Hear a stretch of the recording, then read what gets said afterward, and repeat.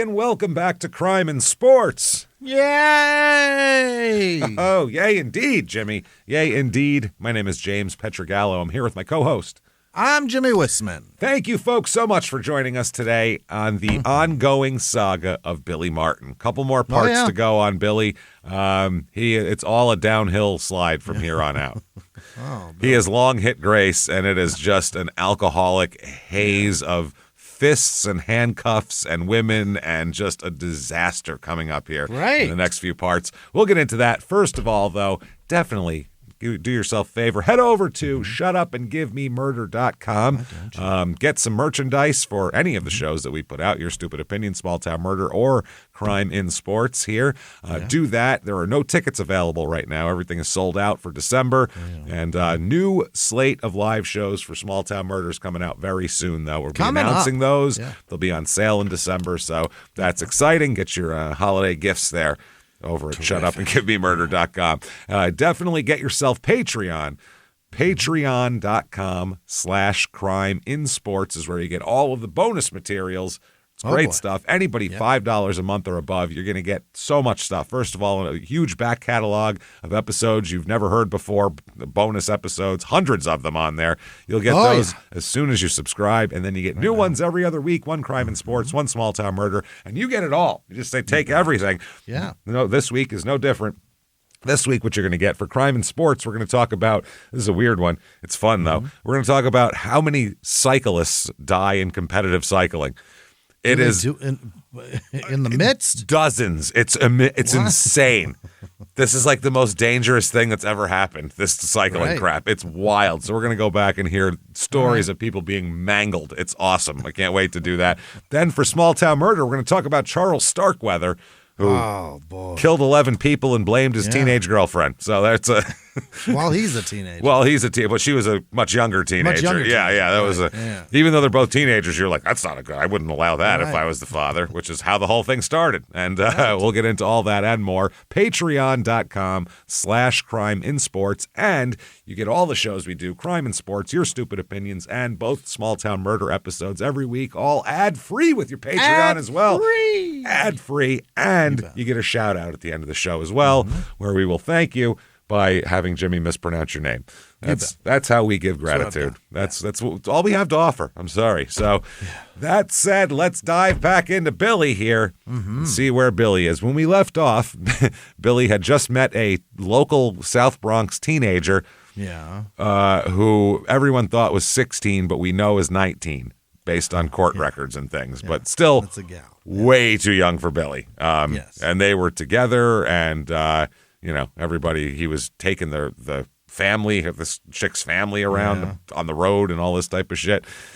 So, okay, here we go. Let's read from the book here. We will start in I believe this is late 79 is what we're doing here. In a late October, after a week-long hunting trip with his Minnesota buddy and restaurateur Howard Wong. We've heard so much about Howard Wong. Howard Wong's been involved in a lot of Billy's fights. Billy and Wong returned to Minneapolis. Billy planned to catch a late flight to Dallas to do some more hunting with Mickey Mantle, but the flight from South Dakota was late and Billy missed his Dallas flight. Oh, no. He got a new one the next morning. Billy searched for his hotel, but his usual choices in the Minneapolis area were full. Wong suggested the Hotel de France, not far from Wong's restaurant. Wong drove Billy to the hotel and double-parked his car at the entrance. Billy checked in, put his bags in the room, and the two men went to a bar in the hotel restaurant, of course, obviously, the Café Colette for a nightcap, which in Billy's case usually meant at least 2 or 3 drinks. As often happened, some of the bar patrons recognized Billy. Right. 2 traveling salesmen seated next to Billy and Wong struck up a conversation. How do you think this is going to end? Here we go. You think they're going to be buddies and this guy will join, these traveling salesmen will join the next hunting party with Mickey Mantle, or do you think the police are going to be called? Punched in the nose. Or is there going to be broken glass at the end of this? I feel like someone's going to be getting a broom by the time this is over with. Okay. Wong struck up a conversation. Or they struck up a conversation with Billy and Wong. One of the men, Joseph W. Cooper of Lincolnshire, Illinois, did most of the talking to Billy. Billy was usually happy to talk to people in a bar, but he didn't like being lectured about baseball. Oh, no. What's he going to tell? Yeah, he's going to tell you need to put the hit and run on when you got no. What are you going to tell Billy? Tell me about the squeeze play, you son of a bitch. Jesus Christ. Cooper had helped finish a bottle of wine at dinner and had a few after-dinner drinks when he approached Billy, who probably had as much to drink. For whatever reason, Cooper decided to share some of his baseball opinions with Billy, and the subject was a poor choice given his audience. Cooper wanted to discuss the recently named 1979 Managers of the Year, an award Billy had won twice. Cooper said he thought the winners, Dick Williams in Montreal and Baltimore's Earl Weaver, deserved the award. Okay. Seems harmless. But Earl Weaver is kind of a thorn in my side. Exactly. Yeah. There you go. He said Cooper might as well have kicked Billy in the groin and jabbed his thumb in his eye because Steinbrenner was always threatening to replace Billy with Williams. Billy hated him, hated Dick Williams. Weaver and Billy were friendly, but they were also arch enemies. Billy thought Weaver got away with manic on-field histrionics that were no different from his own, and yet Weaver still had the unqualified respect of baseball writers and administrators, while Billy was called out of control and a troublemaker. Right. Because Earl usually doesn't beat people up in bars afterwards. That's why. Yeah. And he never beat up a reporter that I know of. That's a problem. Anybody way out he's not dating a teenager from the South Bronx either, so, you know. He's not dating a sophomore. Late on a long day after a crappy season, Billy did not want to hear about what great seasons Dick Williams and Earl Weaver had. So Billy said to Cooper, Dick Williams is an asshole. Okay. They both are, and so are you for saying that. So Cooper let the remark pass. The bar was busy with conventioneers, and Billy was signing autographs. Billy asked Cooper, what do you do for a living? He said, I'm a salesman. He said, what do you sell? And he said, marshmallows. Uh-oh. Who the fuck sells marshmallows? Do you need to sell marshmallows? Don't they sell themselves? Sell themselves, right? When you need them. I got hot chocolate packets. I need something in here. You know, I don't feel like you need to really sell marshmallows very much. As Cooper told the story to the New York Times a week later, he and Mr. Wong thought that was a big joke, as everybody does. They had a big laugh. Yeah, we just had a big laugh over it. You sell marshmallows, you fucking weirdo. Billy had another drink and chatted up some other people at the bar. Cooper remained in his seat alongside Billy. Here, versions of the story differ. Okay, as usual. Although the one Billy related and the one Cooper told remained fairly consistent over time, Wong told a wild tale to reporters afterward that had Billy hardly even present other than being introduced to Cooper. Oh. Yeah, totally cut Billy out of the mix because, that is not a credible version. Yeah, everybody else had a much different version. In Billy's telling of the next several minutes, Cooper was rude to him and kept bringing up the Yankees' failed season. Cooper wanted to know what Billy was going to do to fix the mess the team was in. Imagine going up to somebody, anybody else, and being like, what are you going to do to get your department sales numbers up? Because I'm telling you right now, the ROI is not on it. Like, you wouldn't do that to anybody else in the world. Why Billy? Why are you fucking with the one guy who, at least if you did that to someone else, they probably wouldn't punch you anyway. Yeah. So anyway, Cooper was never mentioned those comments in his account. One thing is certain, though. Billy at some point decided he had had enough of the marshmallow salesman. All right. Tired of talking to you. Tired. Billy's anger toward an antagonist or a perceived antagonist could intensify the longer that person hung around. Billy finally said, tell you what, Joe, and he laid five $100 bills on the bar. Okay. He said, I bet you $500 to your penny that I could knock you on your ass. Oh, shit. Okay. Here's $500. You put up a penny, and I'm going to throw a blow at you. And I'm going to beat your ass. Yeah. Yeah. Cooper, who was about 3 inches taller and 40 pounds heavier than Billy, did not respond right away. But Billy did not take away the $500 and did not stop reminding Cooper about it. In Billy's side of the story, he eventually picked up his money and left the bar. Cooper followed him and shoved him from behind, and when Billy turned to confront him, Cooper swung and missed. Billy then punched Cooper in the lip, and the marshmallow salesman collapsed with a thud to the marble floor of the hotel. Billy went to his room. A hotel security guy found Cooper on the floor and helped him to get to a hospital where 15 stitches closed the gash in his face. Billy's got sharp fists. Wow. He really does. Was it his fist or was it the marble that did that shit? Who the fuck knows? I feel Doesn't matter. Billy seems like the type of guy that would wear at least one World Series ring, though. No, doesn't he? Yeah. just to show you, I'm Billy Martin. Here's my World Series ring. It's a conversation starter. Yeah, right. Yeah. Even if it's not that one, it's a pennant ring or some sort of ring. Now you're wearing the big one with the diamonds if you want to talk to some lady, I'd probably wear, I don't know how Michael Jordan does it. That impresses teenage girls from the Bronx. Every fucking ring I had. Yeah. There's a picture of Yogi with all his rings on, but... Does he wear? Did he wear them all the time? Because I would. No, because he had 10, so he'd have to wear them on his thumbs too. Yeah. So that was you couldn't do that really. Yeah. Once you get past 8, it's really difficult. You can, but it's. I'd make fucking brass knuckles. A little weird. I'd say once you got 8, smelted. Yeah. You're good shit at that point. Okay. Now, that's not what happened. Cooper said though. Cooper had a different story. In his version, it was his own ego that got the best of him. Cooper said, "Time comes when pride comes into focus. I put a penny on Billy's 500 and said, let's go." The two men left the bar. Between the bar and the lobby is probably about 30 feet, and there's an archway in between, Cooper said. He was ahead of me and I was behind. As we walked through the archway in the lobby, he abruptly turned and hit me in the mouth. Okay. Cooper gave that account a week after the fight. Cooper's a married father of 2. He wanted to forget about the incident, and he figured Billy probably did too. Both men checked out of the hotel the next day, but the hotel security guard who didn't witness the fight, there was no witnesses other than these two because they were alone, did call the local police about the injured traveling salesman. Billy's name naturally came up, and since he had been seen with Cooper for at least 30 minutes in the bar, then someone in the Bloomington police alerted local newspaper reporters who wrote about the incident 2 days after the event, and it became a huge fucking deal. And here's a headline: "Latest fall guy might trip Yanks Martin." So, yeah. The newest guy that got drilled. Another guy who got knocked out. In this article, they go on to say the latest guy is a marshmallow salesman who travels. This is another stroke of luck because a guy with stitches in his lips can still sell marshmallows. The incident could have had more of a significant effect on Billy's job, which is managing the Yankees off and on, because he's been fired so much. It is on again since June when Steinbrenner lifted his parole. George Steinbrenner said, "What is Billy supposed to do when guys nudge him? When they break his balls, what's he supposed to do?" Sure, yeah. He's out there, you know what I mean? He's not supposed to fight?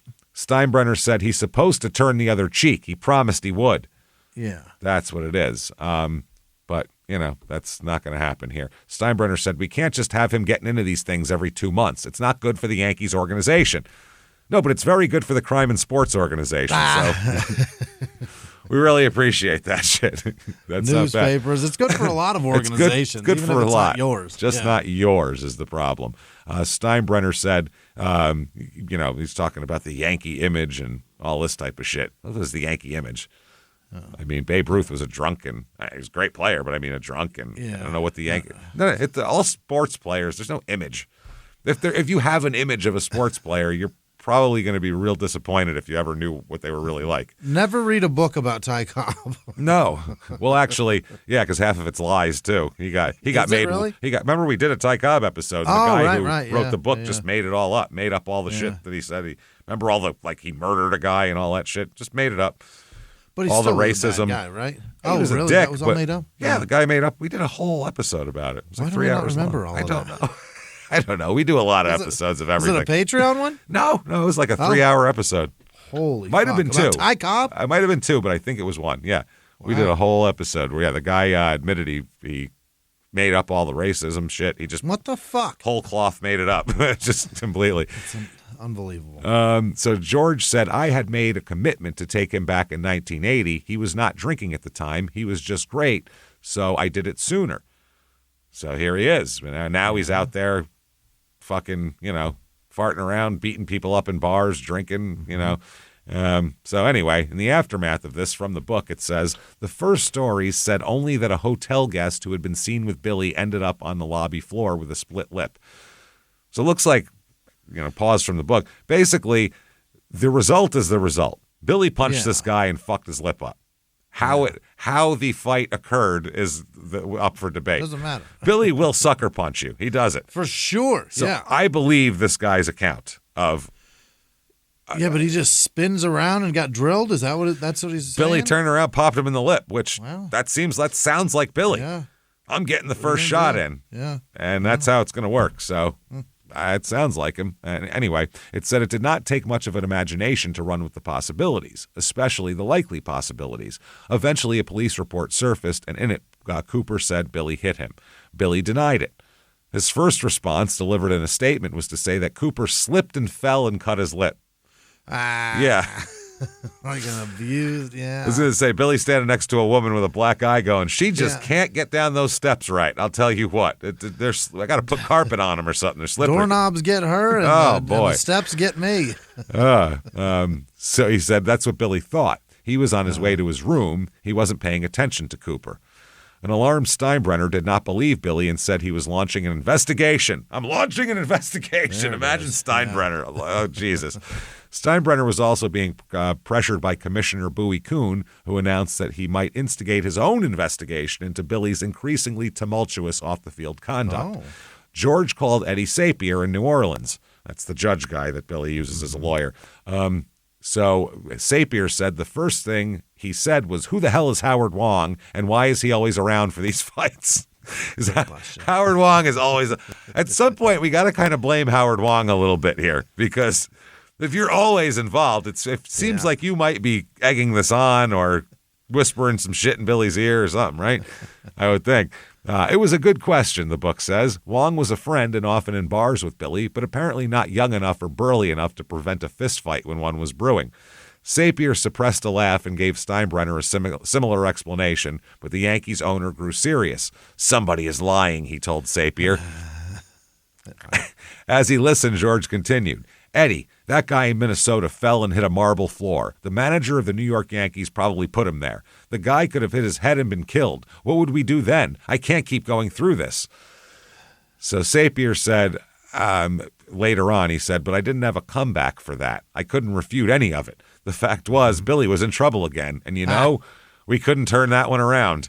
Here we go. Yep. Steinbrenner never released the findings of his investigation. He didn't have to. 5 days after Billy popped the Marshmallow salesman, who said too much about Dick Williams and Earl Weaver, on October 29th, 1979, Billy is fired again. Fired again. See you around, Billy. Yep. That's fucking wild. Joe Cooper, the Marshmallow salesman, said, why would someone in his position jeopardize his career for something as foolish as this? Great question. Yep. So George has fired Billy again. Billy's still denying throwing any punches at that point. Really? Denying any of it. Yep. So, by the way, here is a quick recap of Martin's problems up to this point from a newspaper article of the day here. July 14th, 1952. Involved with a fight with St. Louis Browns catcher Clint Courtney. Courtney suspended for 3 days, fined $100. April 28th, 53. Involved in a huge fight after Courtney spiked Phil Rizzuto, and Martin retaliated by hitting Courtney. April 30th, 1953. 6 players, 4 from the Yankees, including Martin, and 2 from the Browns, fined a total of $850 for being involved in a giant brawl. May 16th, 1957. Copacabana nightclub brawl. August 4th, 1960, Martin, then with the Reds, was involved in a fight with Chicago pitcher Jim Brewer, and in the brawl election, that's the one where he got sued, and there was like criminal charges and all that shit. August 6th, 69, as a manager of the Twins, he disclosed he had knocked out Twins pitcher Dave Boswell in a fracas outside a restaurant. Remember, he knocked out the pitcher? Yeah. April 20th, 72, involved in a post-game fight with a fan outside Memorial Stadium in Baltimore. March 28, 73, Lakeland, Florida. Arrested with minor leaguer Ike Blessett at a restaurant bar and charged with uttering profanity in public. Charged with swearing? Yeah, that was the one where he was really drunk outside, and that was all they could really get him on. May 14th, 77, as manager of the Yankees, fined $2,500 for remarks directed at Steinbrenner. June 18th, 77, fighting Reggie Jackson in the dugout. Right. July 18th, 78, suspended Jackson for 5 days for disobeying instructions, was forced to resign as Yankees manager for comments made about Steinbrenner. November 11th, 78, he beat up the Roy Hagar, the sports writer in Reno. Yeah.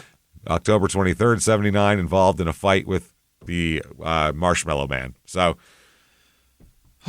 that's a lot. And that's only the ones the newspaper knew about at that time. That is a lot of fighting. We covered more fights than that because we knew about them. That's only the ones the newspaper knew about it. Those were publicly known fighting. That's Everybody insane. knew. That's wild. So go back to the book here, as he always did when he was fired, he called his mother in Berkeley. Mom, fired again. Hey, Ma, unemployed.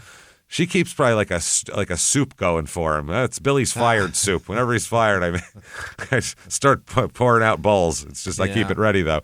She suggested he fly to California to see his family. It had been a long time since he'd been in the old neighborhood. Billy went home and visited with his old chums, and he saw his granddaughter, Evie, Kellyanne's child. He was despondent, his sisters and cousins recall. His longtime friend, Lou Figoni, took him hunting in Northern California. He hung out with some of his old Oakland Oaks buddies. In an interview many years later, each described Billy as being in a similar state of mind. Billy had a lingering resentment toward Steinbrenner.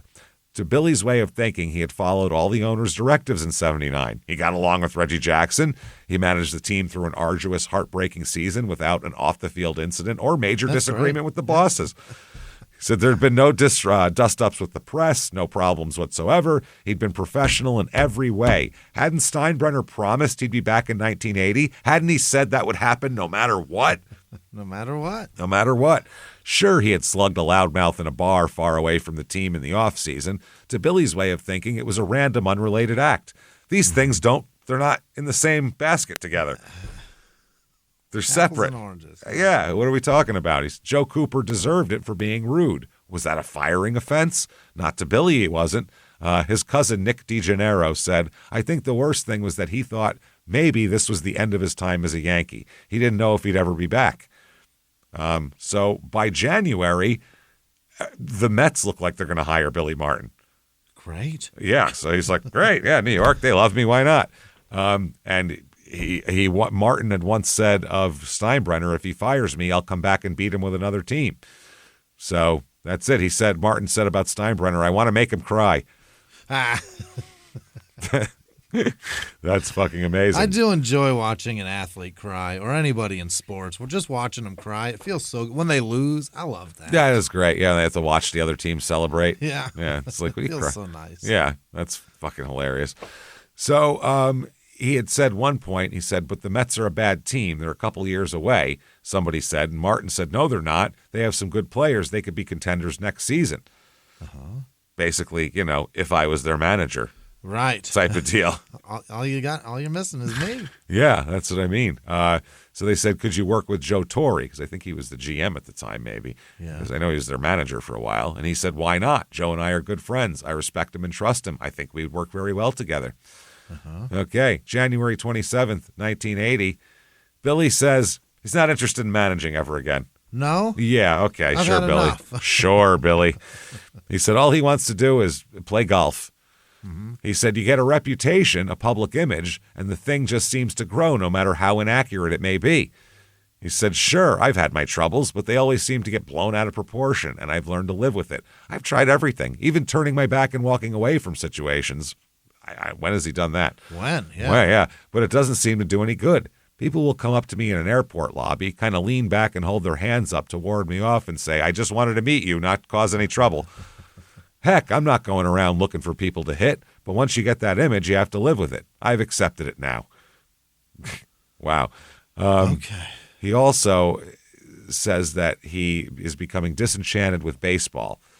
He said, I've got my own store and franchising arrangements and keep expanding. I'm looking forward to playing a lot of golf this year, something I haven't had time to do. Hey, make that golf for the next 2 years.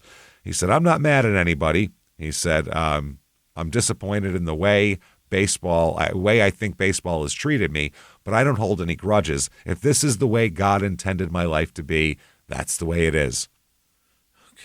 He said, I think anyone would have to agree that I proved my ability as a major league manager.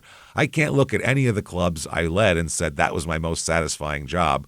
I took over a Yankee club that hadn't been a winner and took them to a pennant without engaging in a lot of big money player deals. I took a young club in Detroit, one with old players at Minnesota, and made them both winners. I took a Texas club that lost more than 100 games the season before and made it a winner. Those are all satisfying accomplishments. Some people tell me winning isn't everything, but I say to that, I'm going to use it in my book, then why do we bother to keep score? Yeah. If the name of the game is let's win, isn't to win, let's just call it 9-9 before we start, shake hands, and everybody goes home. We'll go home, Yeah, let's all jerk each other off and go back and have a nice dinner. He said, I'm not interested in managing again. Not right now. When you've been a part of baseball, when it's your life for so many years, he said, of course, you just can't forget it.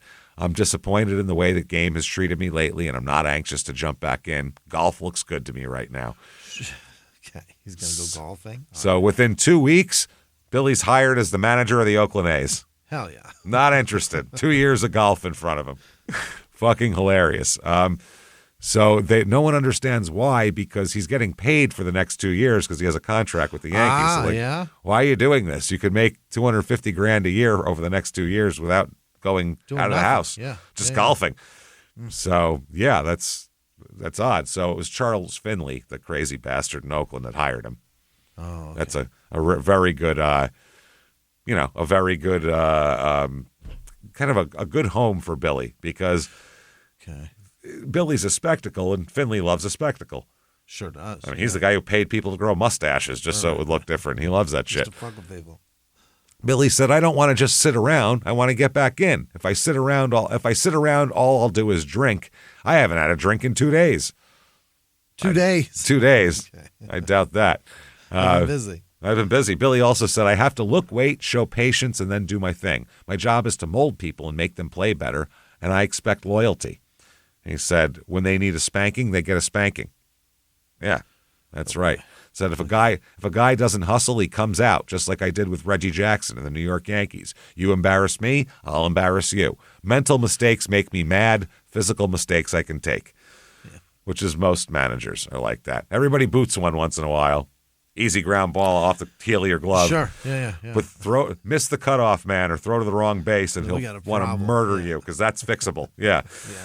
Finley, who had hired the preceding year's manager, Jim Marshall, called Billy as soon had a new manager. Billy's annual salary on a 2-year contract was $125,000, and Steinbrenner also gave Billy a lump sum of $150,000 to terminate his contract. Wow.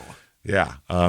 So Billy's coaches were Art Fowler, Cleet Boyer, the former Yankees third baseman Lee Walls, his old teammate and drinking buddy in Cincinnati, George Mitterwald, who played for Billy in Denver and Minnesota and coached for him in Texas. Now, Billy said, I could have probably waited for a better job to open up with a good club that got off to a bad start. One of those jobs would open in May or June this year, but if I sat around, it would have been awful. I already had a tough year last year, and I couldn't wait. Mm-hmm. That's it. So his sister Pat said that was the most relaxed and happy I saw him since he turned 45 when he came back to manage the A's. He knew what he could do. This was kind of a project. And that's the thing. There isn't a lot of pressure. Yeah. You're not expected to win the World Series right now with the A's.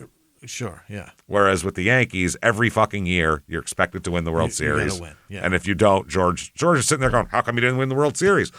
You could go to Game 7 and lose, and he'd go, I don't understand this. So how? Why didn't you win that? Like, what's the problem? What's the fucking, did I not put players on the field? What's the fucking problem? Whereas this guy, Finley's looking to make a profit and, have a respectable team, and that's pretty much it at that point. So, anyway, and also back in Oakland, he's going home, as we know is a bad idea for crime and sports people. Yeah, that's not good at all. Might be good there. One of his former friends from the old kind of park ball days, the Sandlot days, said some people around here said, poor Billy, it's nice to see that he's come back, but he's stuck with a dog of a team. And I said to those people, just wait, you'll see. So the 1980 A's finished second in the AL West. Not bad. 83-79. Look at this. Which is not bad. But Charles Finley sells the club in August 23rd, 1980. Okay, but they're keeping him there. For now, yes, because the new owners just want to keep things in place. But the new ownership group is the ownership group they have now. Oh. Which is not a good ownership group. These people are terrible. Cheap. Yeah. If you can't afford a team, fucking sell a team to someone who can afford it. Sell it. Don't do it. Don't do it. It's just disgusting. And Charles Finley, one thing he had, I'll say for Charles Finley, is he and I've heard him say this, he always thought of a team as kind of a public trust. It doesn't really belong to you. It belongs to you, but it doesn't really belong to you. It's kind of a public thing. It's like if you had the Packers. It's like if you own Central Park. You own Central Park, it's whatever, but it's really not, you don't really own it. Everybody goes in it and lives there, and not lives there, but does their thing. And, you kind of have to, it's a public thing that you're just keeping nice for everybody for the whole team, and maybe you'll make a profit on it. You're just the janitor around here. And maybe you'll make a profit off the zoo in there once in a while. You know what I mean? That's kind of how it works. Whereas this group is more of a money-first group. They're looking to, it's a business Make to them. a bottom line. Yeah. It's a business, Charlie Finley he's a crazy guy. He bought an ABA basketball team. He owned this. He'll just buy weird shit. He's that like quintessential old timey, eccentric weirdo baseball owner. All right. There's a story from the ABA about a guy wanting more money from Charles Finley. Oh. And he went into the office to talk to Charles Finley and, negotiate without agents. It's like 1972. And, just get a deal from Charles Finley. Yeah. He said he gets in there and he said, Charles invited him for lunch. He said, so I thought we were going out to like a sit down or he was like bringing in a nice meal. Yeah. He said, I get there and he's got a hot plate set up in his office. And he's going to make him lunch. He pulls out his desk drawer and pulls out a can of soup. Yeah. And opens it and starts heating it on the hot plate. Welcome and he goes, to lunch. He said, I thought, oh man, this guy's in worse shape than I am. He can't afford to give me any more money. That's the type of guy Charles Finley was. He's a kind of a weird guy. Jesus. These A's, by the way, are the let's go through their roster a bit. We got Tony Armas, the Red Sox later on. Mike Heath, Ricky Henderson here. Now you got a 21-year-old Ricky Henderson, which is awesome. I mean, just a fucking freak of nature physically, and just a great player and Hall of Famer, all-time runs. Runs, stolen bases. He's got a shitload of records. He's insane. And for the A's, that's where he did it all. That's where he started, and that's where he went back to. His place, And Ricky is. No one will ever break his records, put it that way. You're not breaking his record because he played till he was 46 or something too. So you're not breaking his shit. Yeah. He was still stealing bases when he was in his 40s. So that's crazy. Looking at this, otherwise, not a lot of guys people would really have. Rob Piccolo, not a lot of guys, kind of casual fans would have heard of here. Yeah. So anyway, from the book, from the first day of spring training, Billy put in a premeditated plan that was a little of his work in Denver, Minnesota, and the South Bronx. There was also new strategies tailored to the 1980s, things that also suited the type of skills on the A's roster, which is what you need to do. Sure. Billy was beginning his 13th season around Major League Baseball. He was ready to utilize everything he'd learned from his many varied expertises. Mostly he was going to teach the fledgling A's the value of rattling an opponent so that opposing infielders, pitchers, and catchers were unsettled and unsure what the A's might try next. And this is a great thing to do if you don't have a ton of talent, you put pressure on the other team. You take an extra base, you make them throw you out. You try to rattle them because you don't have a ton of talent. That's what if you have a ton of talent, you don't waste outs type of thing. Right. Yeah. You just sit back and wait for people to hit the ball. He said that he wanted to show them the possibilities and how they led to runs. Just as Moneyball rediscovered 2 days later, or 2 decades later, albeit in a different way, it was all about producing runs any way you could. It came to be called Billy Ball, and it may have been his best work as a manager given the lack of resources available to him and how little the community cared about the team initially. And you got an owner that's selling the team. He's not dumping a bunch of money into this team. No. The higher the payroll, the less attractive they are to a buyer. So the more overhead, you got to generate money. And if I'm coming into this, I want one that has no overhead and all profit. That's how it goes. That's what everyone's looking for. So anyway, they said as it began with all of Billy's teams in spring training, the first drills were about sliding with everyone in rubber pants to not keep getting raspberries if you're doing sliding drills. Yeah. The next rubber pants. Yeah, and you can just piss yourself too, which is nice. You don't have to take a break from the day. It's good. The first drills were about sliding with everyone in rubber pants. The next drills were about how to take a lead off first base, then second base, then third, especially third base. Billy told the A's they were going to steal home at least 7 or 8 times in 1980. Oh, wow. Yeah, they laughed. The 28 major league teams combined probably didn't steal home 8 times in 1979. Yeah. Ricky Henderson said, "You're crazy, Billy." Billy said, Rick, you'll steal home at least 4 times, and you're going to break Ty Cobb's American League record for stolen bases in a season. Oh. Yeah. So Henderson, a peculiar, inscrutable man whose crude language skills hid an astute knowledge of baseball, knew the record. Yeah, Ricky seems dumb, but then he's real smart about some shit. Yeah. Ricky is a fascinating man. Was a fascinating man. We really blew it by not having him do my God, commentating and all he that should have been granted his everywhere. His speaking wasn't his talent. No, but that's what made him that's Ricky. What makes him fun. Yeah. That's what made him who he was his speaking. Yeah. That's what was so fun about him. So Ricky said, that's 96 spaces, Skip. Yeah. And Billy said, we don't stop till you've got at least 100. In other words, you are fucking green light all year. Steal. Yeah. Then Billy explained how to execute a double steal and a triple steal. Yeah. Really? Trust me, Billy said. It confuses and demoralizes the other team if you pull that off. Yeah. The tutoring was nonstop at the A's spring training complex in Scottsdale, which was the old Phoenix Muni Park there. Yeah. I like that. Muni. Was Phoenix it called Muni. Phoenix Muni? Yeah, It was. Phoenix Municipal Stadium, Muni. It's still there. By the zoo.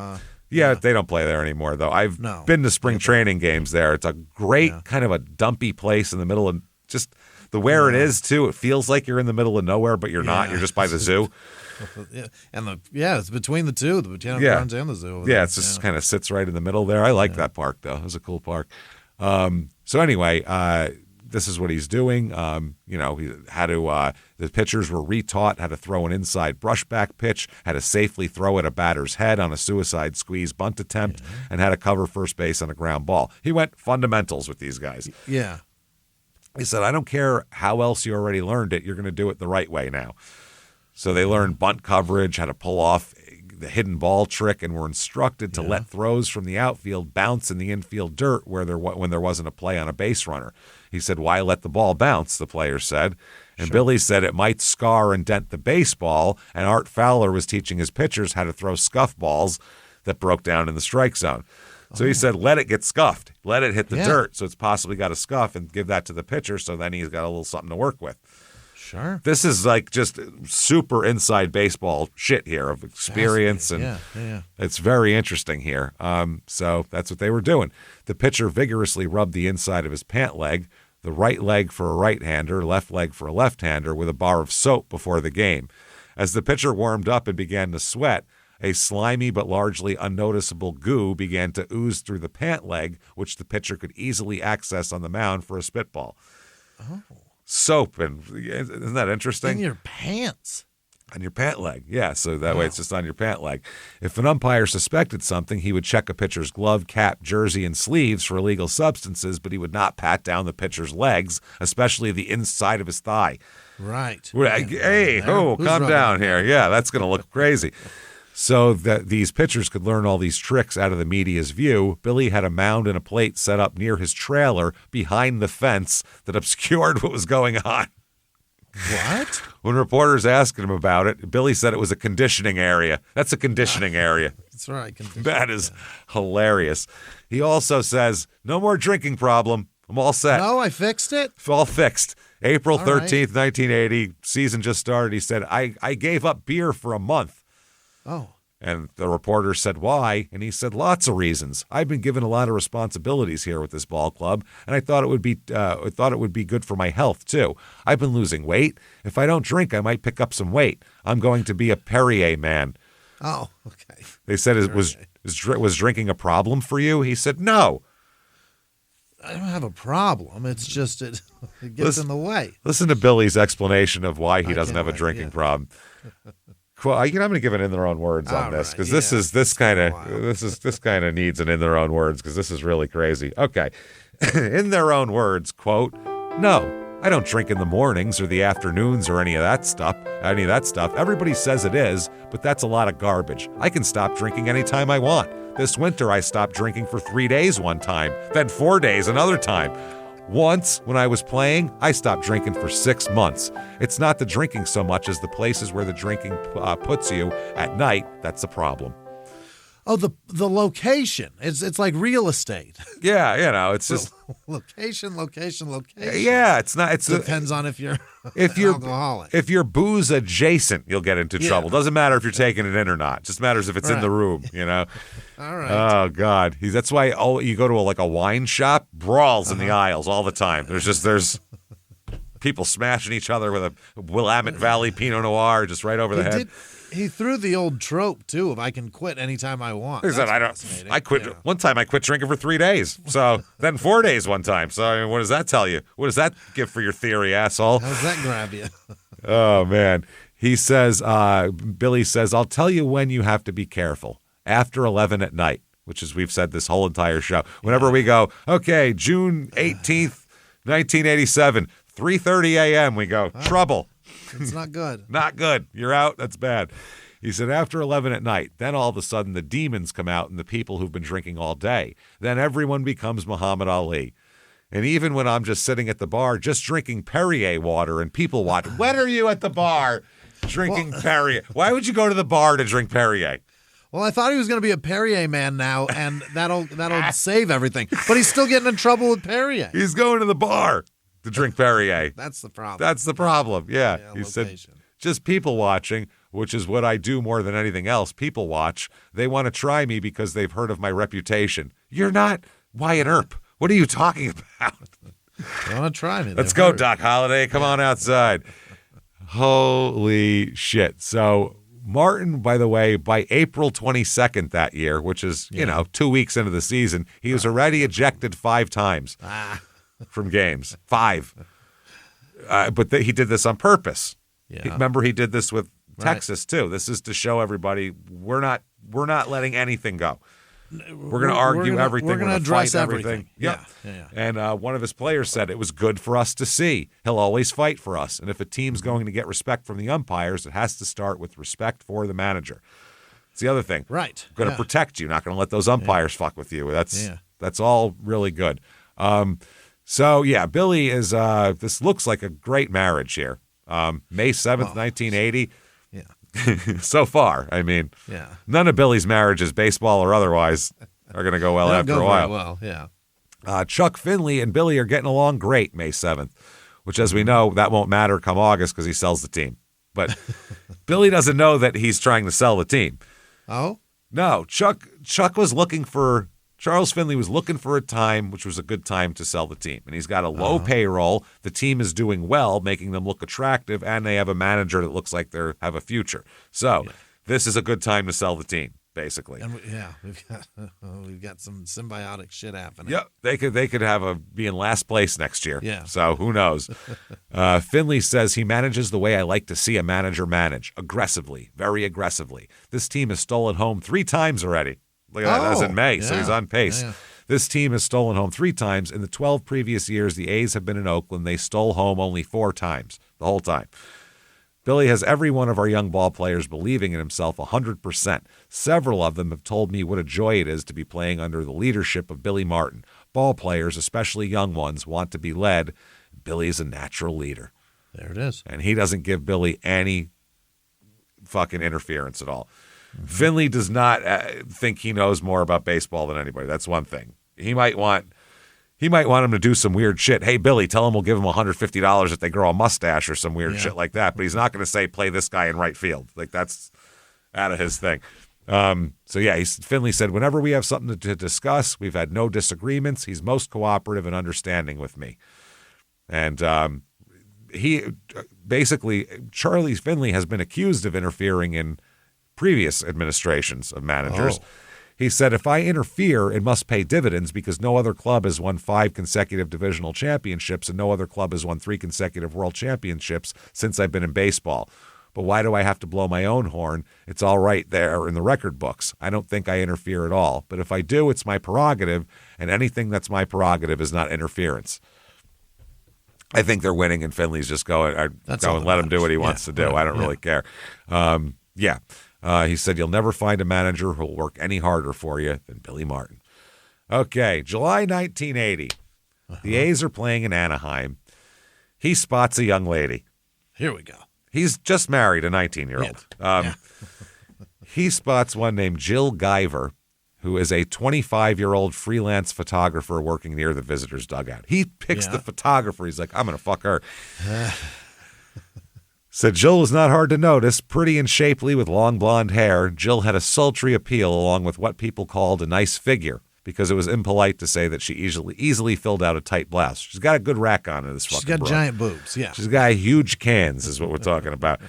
Other ball players had noticed Jill, who was occasionally a stringer for the Associated Press. Billy got her to go on a date with him. Twice her age, by the way. Yeah. Jill said, I agreed to go, but I knew I wasn't going to go alone because the thought made me nervous. Jill said, sitting at her summer horse farm in Massachusetts during one of multiple interviews in 2013. She's so hot, she ended up with multiple horse farms. That's hot. And she's a photographer, so not a lot of photographers, unless her name is Ansel Adams. I don't see a fucking horse farm popping up. Doing well here. She said, I called my girlfriend Jody and told her someone was coming. Told her she was coming with me. We met Billy at the Stocks restaurant by Disneyland. We waited and he didn't show up at first. So we were like, oh, this is great, and we headed for the door. And that's when Billy walked in with George Mitterwald, who was a coach for him in those days. So off we went back to the bar. That's understanding. They actually agreed to stay. Yeah. And we just hit it off immediately. He's a charmer. Right from the start, we had the best time together. After that, whenever we could, we were pretty much inseparable. Although, obviously, he was in Oakland, I was in Southern California, so it took some maneuvering. She said, I now know a lot more about what was going on, of course, but at that time, all I knew was that we had a good time. We laughed, he was romantic and sent flowers and presents. He was the best dancer I ever knew. Is that right? This is like 1980, so this is disco dancing. Billy is out there cutting a rug to the Bee Gees. Just imagine that with big fucking collar. Awesome. That is awesome. Shit-faced, fist cocked to punch somebody. That is great.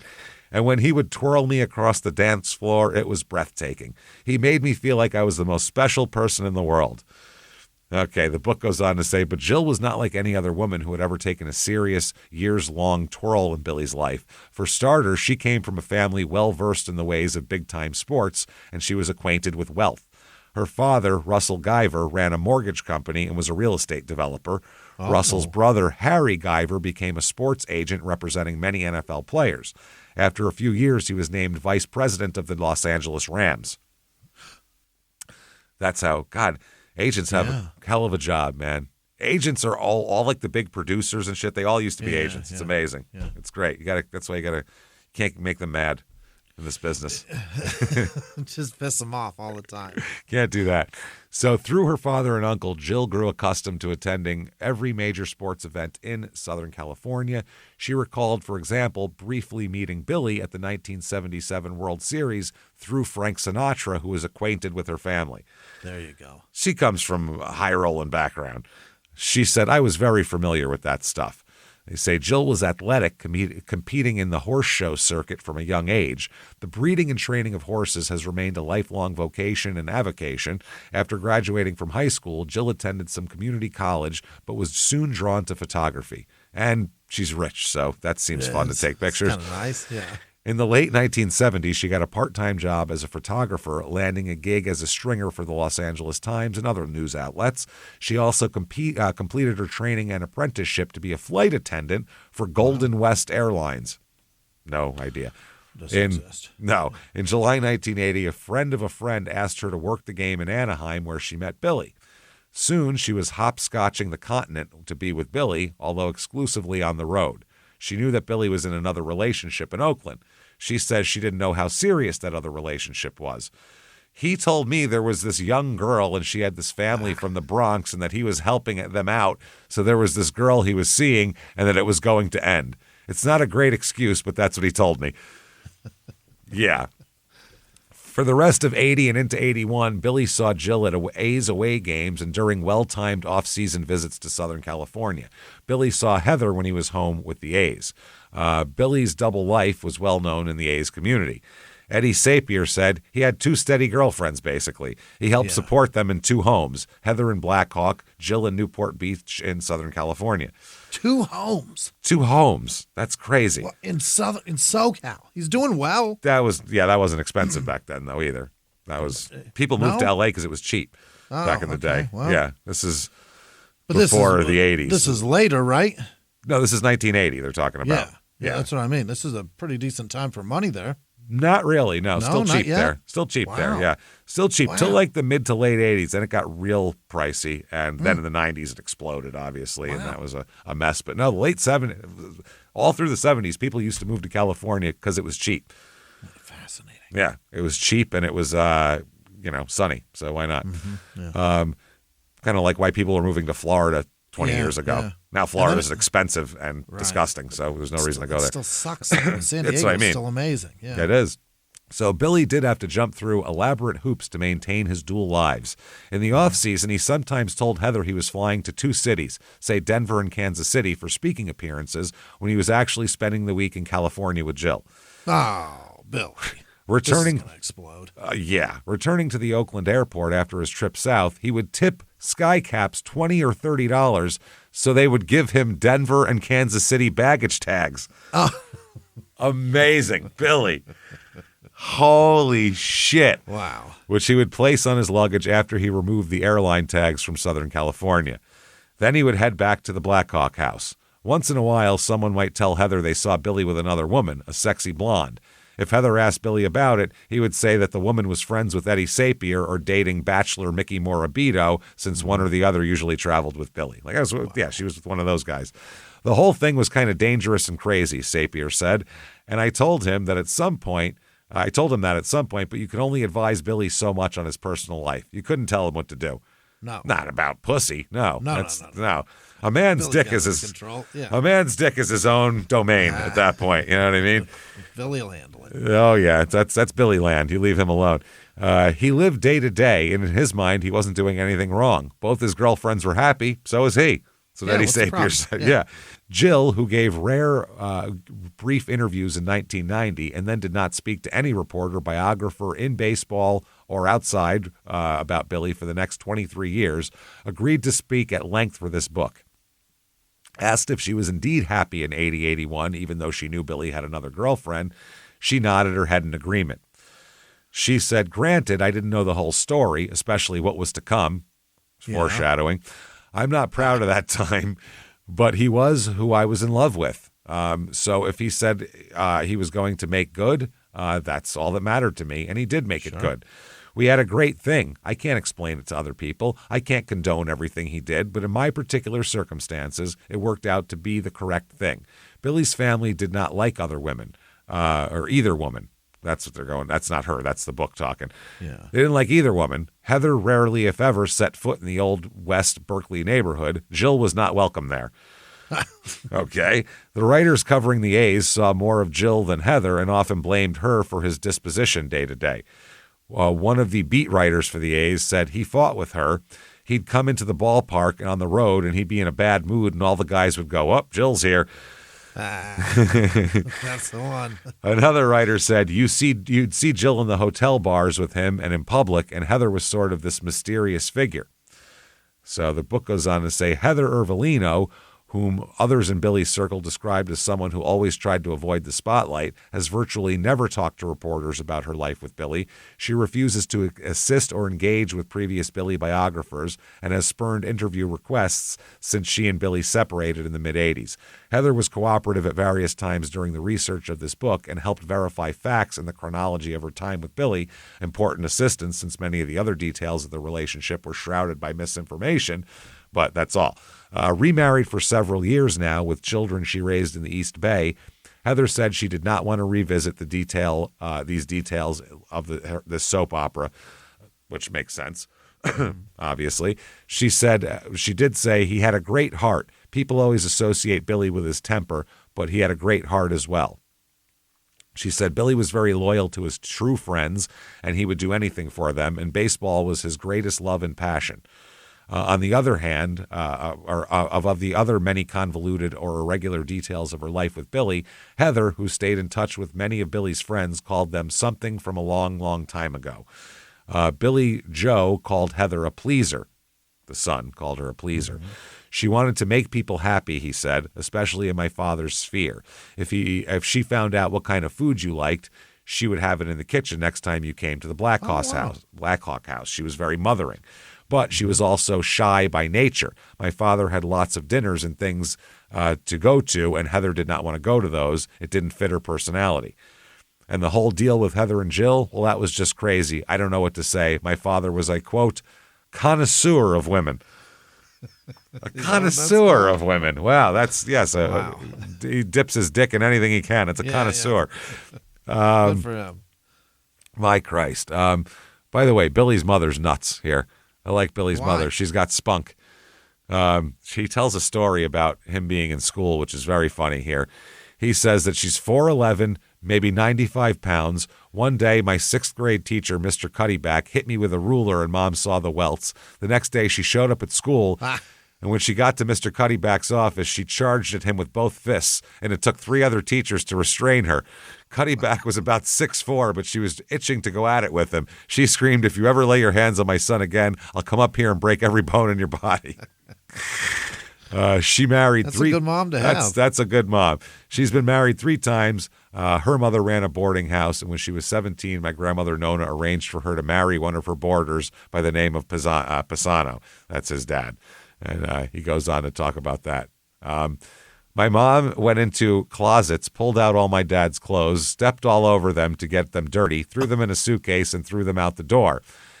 By the way, this was because one of Mom's friends told her that she had seen one of the students at the high school wearing. This is ridiculous. Okay, let's get this. One of the first gifts my mom gave him was a beautiful, expensive wristwatch. One day he came home without it, and when she asked him what happened to it, he told her he didn't know. A few days later, one of my mom's friends said that she had seen one of the students at the high school wearing it. A girl was about 15 years old, the woman said. He gave her a sophomore. Right. So that's when she took all the clothes out, threw them on the floor, stepped on them to get them dirty, threw them in the suitcase out the front door. Dad came home and wanted to know what the matter was. Mom said, "You're not chipping on me, you bastard. Go out now and you stay out." Yeah. So there you go. Wow, that's fucking hilarious. And then he talks about finding out his real name was Alfred as well, which is hilarious. Late in life? Yeah, late in life. No, in junior high. This is a great headline. Sunday, August 10th, 1980. Martin Fist's best friend while living in Berkeley. Why'd you do that? I don't understand that. That is hilarious here. This is just an old story Billy told about a friend. Yeah, fucking around and whatever. So back to the book. In bars, he was a marked man. Every guy with a few beers in his belly who thought he was a pretty good barroom brawler wanted to test himself against the most famous saloon slugger in America. Even outside of bars, everywhere he went, people seemed to make a remark about his temper, an inclination to start duking it out. Billy said, "When I checked into our hotel the other day, a guy held up his hands and said, 'Don't hit me now.' I get that all the time, like I'm going around slugging people. But some guys are hoping I will. One night in New Jersey, 4 different guys in 4 different bars tried to goad me. Well, you know how you can avoid that? Don't go to 4 bars in one night, you fucking dummy." 4 different, After the second one, you'd be like, I'm going to go try another one? And then no, 4. I'm not trying. And then one more for good measure. Yeah. I finally had to go home. Yeah, you went up to 4 bars. I think that's a full evening anyway, Billy. You've done it. He said it must have been a full moon. Yeah, right. His son said, "I lived it 1,000 times in 1,000 places. Even when we'd be sitting at a table eating dinner, some guy would almost always come over. It starts off sort of harmless. Most guys come up and say, 'Hey, Mr. Martin, can I buy you a beer?' And my dad would say, 'That's okay, Pard. I got one and we're eating, but thank you.' There it is. But the guy wouldn't stop. 'Come on, let me buy you a Miller Lite,' because he did the commercials. And my dad would say, 'That's okay, thanks. Why don't you go back to the bar while we eat?' And then the guy would say, 'Why? Are you going to punch me now?' And that's exactly how shit. And that is not even being. You don't have to be majorly famous, and you get that weird shit. The amount of times we have gotten weird shit from people like, 'No, come on, let me buy it.' And then you go, 'No, I'm good here.' And they go, 'Oh, wow, you're too fucking good to.' But it's like, what are you talking about? I'm just talking to you. I'm still in a conversation with you. I just don't want you to buy me anything. What's the problem? Yeah. For me, I don't drink a lot, so sometimes I'm not drinking. So I'm like, I don't want anything. I got a Coke. I'm good with it. I'm good. Come on, let me buy you a beer. Come on. What are you drinking? I don't need shots. No, I'm all right. Don't need shots. God. I don't need any of that. Shots, I'm fine. If I do drink, I don't drink a lot. So when I do drink, it's something good, and I'm not going to make you buy that for me. So, I don't want you buying expensive I'm shit. going to tell you, yeah, give me a Grey Goose martini. I'm not going to tell you that. Yeah. I'll buy myself one if I want one, but I probably don't. I'm good with this $2 soda. It's fine. So, and then it would escalate, the son said. And the guy would say, did you get fired today? Or why don't you take a swing at me? Come on, you don't look so tough. Now, Billy's appearance was definitely part of the problem. 5'9" and about 160 pounds. So Everybody wants to fight the small guy. yeah, Billy Joe said, I watched hundreds of big bruising guys come up to my dad in the bar and saying they were going to kick his little ass. Big, scary guys. And my dad wouldn't back down. But he did try to talk them out of fighting. It just didn't always work out. Frankly, that's why he hung around with some big guys like Lee Walls, who coached him for several years. It was Lee's job to get those guys away from Dad. Billy Joe said, when I was in my 20s, it was sometimes my job, but I'm telling you, it never stopped.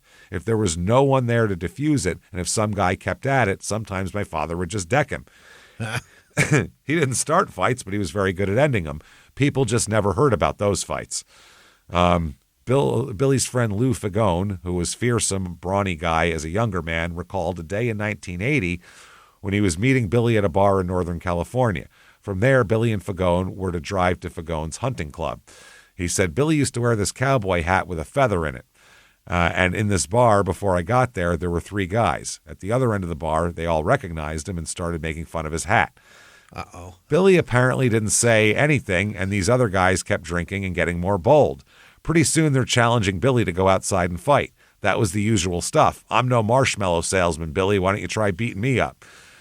Billy just kept smiling at them. When I walked in, he stood up and announced to the 3 guys, okay, now we can go fight. And he said to me, let's go. These guys have been giving me shit for 30 minutes.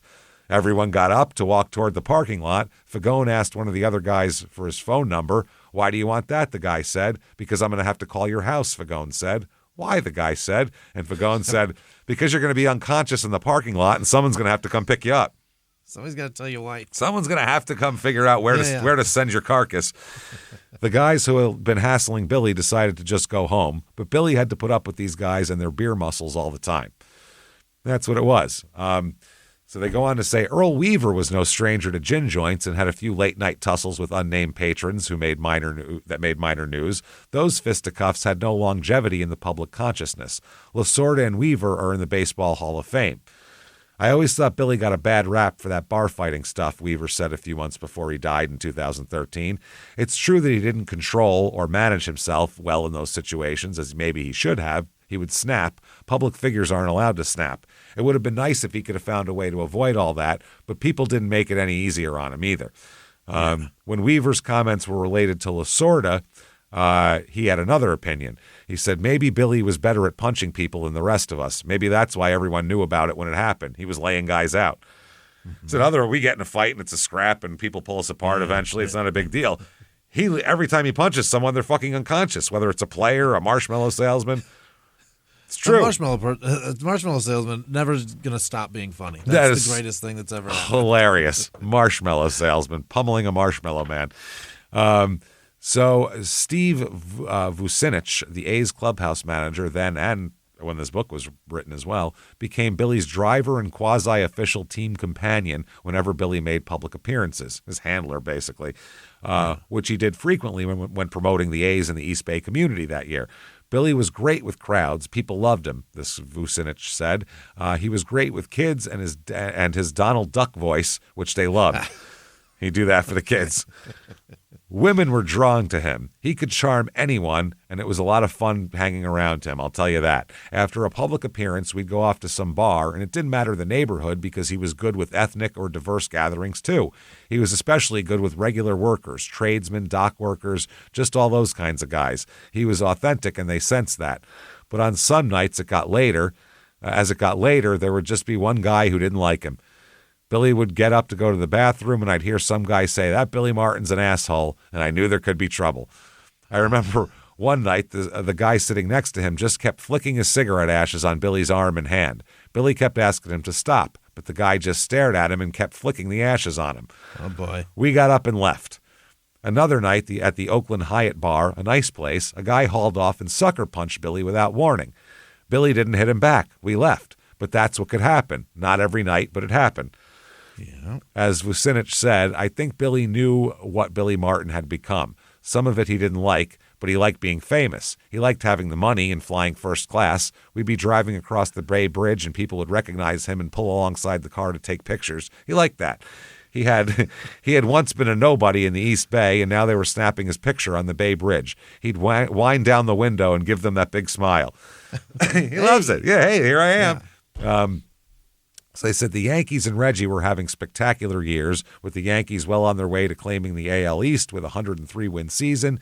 The A's would rally late to win 83 games and finish second to the high-flying Kansas City Royals, who won 97 games, and there's no wild cards back then. So Billy was named Manager of the Year again this year for a third time. He improved Oakland's record by 29 wins. That's a lot. That's a lot. So fourth of the season. They were terrible the year before. Whatever. Yeah, they were in their 60s. And Ricky stole 100 bases exactly.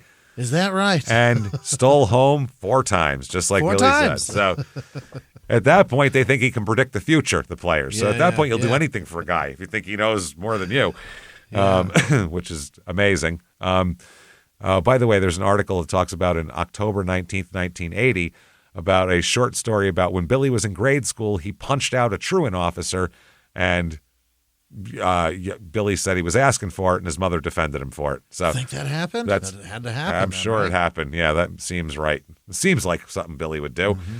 And it seems like also something his mother would do would be defend him, because my mother would have defended me too, I'm sure. So the chief executive of the A's new ownership group, Roy Eisenhart, quickly gave Billy a new 5-year contract. Wow. It named Billy as manager and director of player development, which put him in charge of all baseball personnel decisions in the Oakland system. So now guys are going up and down based on him and stuff like that. Boss. Yeah. The A's would not have a general manager. So it's just Billy's running the team. They're dealing with the money. Billy's dealing with all the baseball stuff. Billy was running the entire baseball side of the franchise. The deal also gave Billy the use of a sprawling mansion in Tony Blackhawk, an exclusive master plan development east of Danville in Oakland. Billy quickly made plans to move Heather Ervolino and her family to the Blackhawk mansion. The publicity director, Morabito, said Billy was set. He had it all. Yeah. That fall, the Yankees were swept by the Royals in 3 close games during the AL Championship Series. Shortly thereafter, George fired Dick Howser. Gene Michael was named new manager, the guy who he had hired to be. So Morabito said, Billy and I were sitting in a bar in Oakland after Dick Howser got fired. And Billy said, do you believe what George did? And I said, of course I do. Let's just be happy we're here and not there. This is good. This is as good as it gets. And he kind of looked at me funny. And I said, what? You're not thinking of ever going back there, right? And he took a sip of his drink and slowly said, no way. Not right now, anyway. Not now. I got shit to do. I mean, maybe someday, but that is hilarious. Oakland in 81, they are bad now. Or no, they're good. I'm sorry. Not bad. I saw 64 wins, and I'm like, they're terrible. But it was a strike-shortened season. So they're 64 and 45. That's good. They're first they're first in the AL West, which is fine.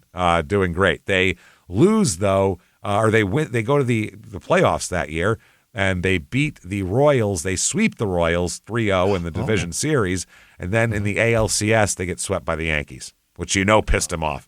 Yeah. That pissed him off good. He's like, son of a bitch. Not happy to lose, to George. No. Well, here's some crazy shit. That year in spring training in Arizona, Party Central was the Pink Pony Bar. Where was that at? I don't know. I'm assuming in Tempe, Scottsdale area, because it's got that's got to be that South Scottsdale around there somewhere. Has to be. Pink Pony Bar? Probably where all the strip clubs are now, maybe. I would assume, that right? fucking row in Scottsdale Road and all that shit. Never heard of it. It must be closed. That's the other thing. This is 1980, so 81. Yeah. It was the social hub of the Cactus League, which back then was not much more than a handful of Western-based teams. The Pink Pony may as well have been Toots Shor's West. So this was where they were all hanging out anyway. Zagaris, the team photographer, had a background as a photographer for British rock stars. He was friends with The Who and the Rolling Stones. He thought he had seen it all on their tours of the world. Rock stars and all tend to have crazy times. Zagaris said, I'd been around a lot of crazy shit, but Billy, his coaches, and some of the players, they kept up to that level. I didn't see drugs. It was all alcohol-based. But some of these older guys were serious professional drinkers. Some mornings at the batting cage in spring training with the coaches standing there, it didn't smell like alcohol. It smelled like someone had dumped a quart of Jim Beam on home plate. The players didn't stay out late, but they'd come by to catch part of the fun. It probably wasn't good for anyone's health, but Billy forged a close-knit bunch of guys. That's what you got to do there. All right, so January 28th, 1981, the beginning of this year here, Maury Wills, who is a great all-time player, was a great base stealer back in the day. He's also Seattle's manager at this point, and he talks some shit about Billy. Oh, what did he say? Yeah, asked to describe the major difference between Billy and himself, he replied, I think we're different in that I don't go around punching people.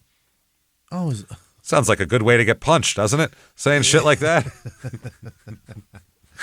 trying to get some shit going. Yeah, that's fucking hilarious.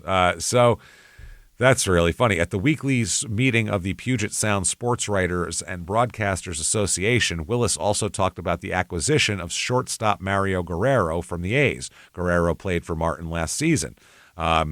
Wills said Mario just had a little personality conflict with Billy Martin, but that can be understood.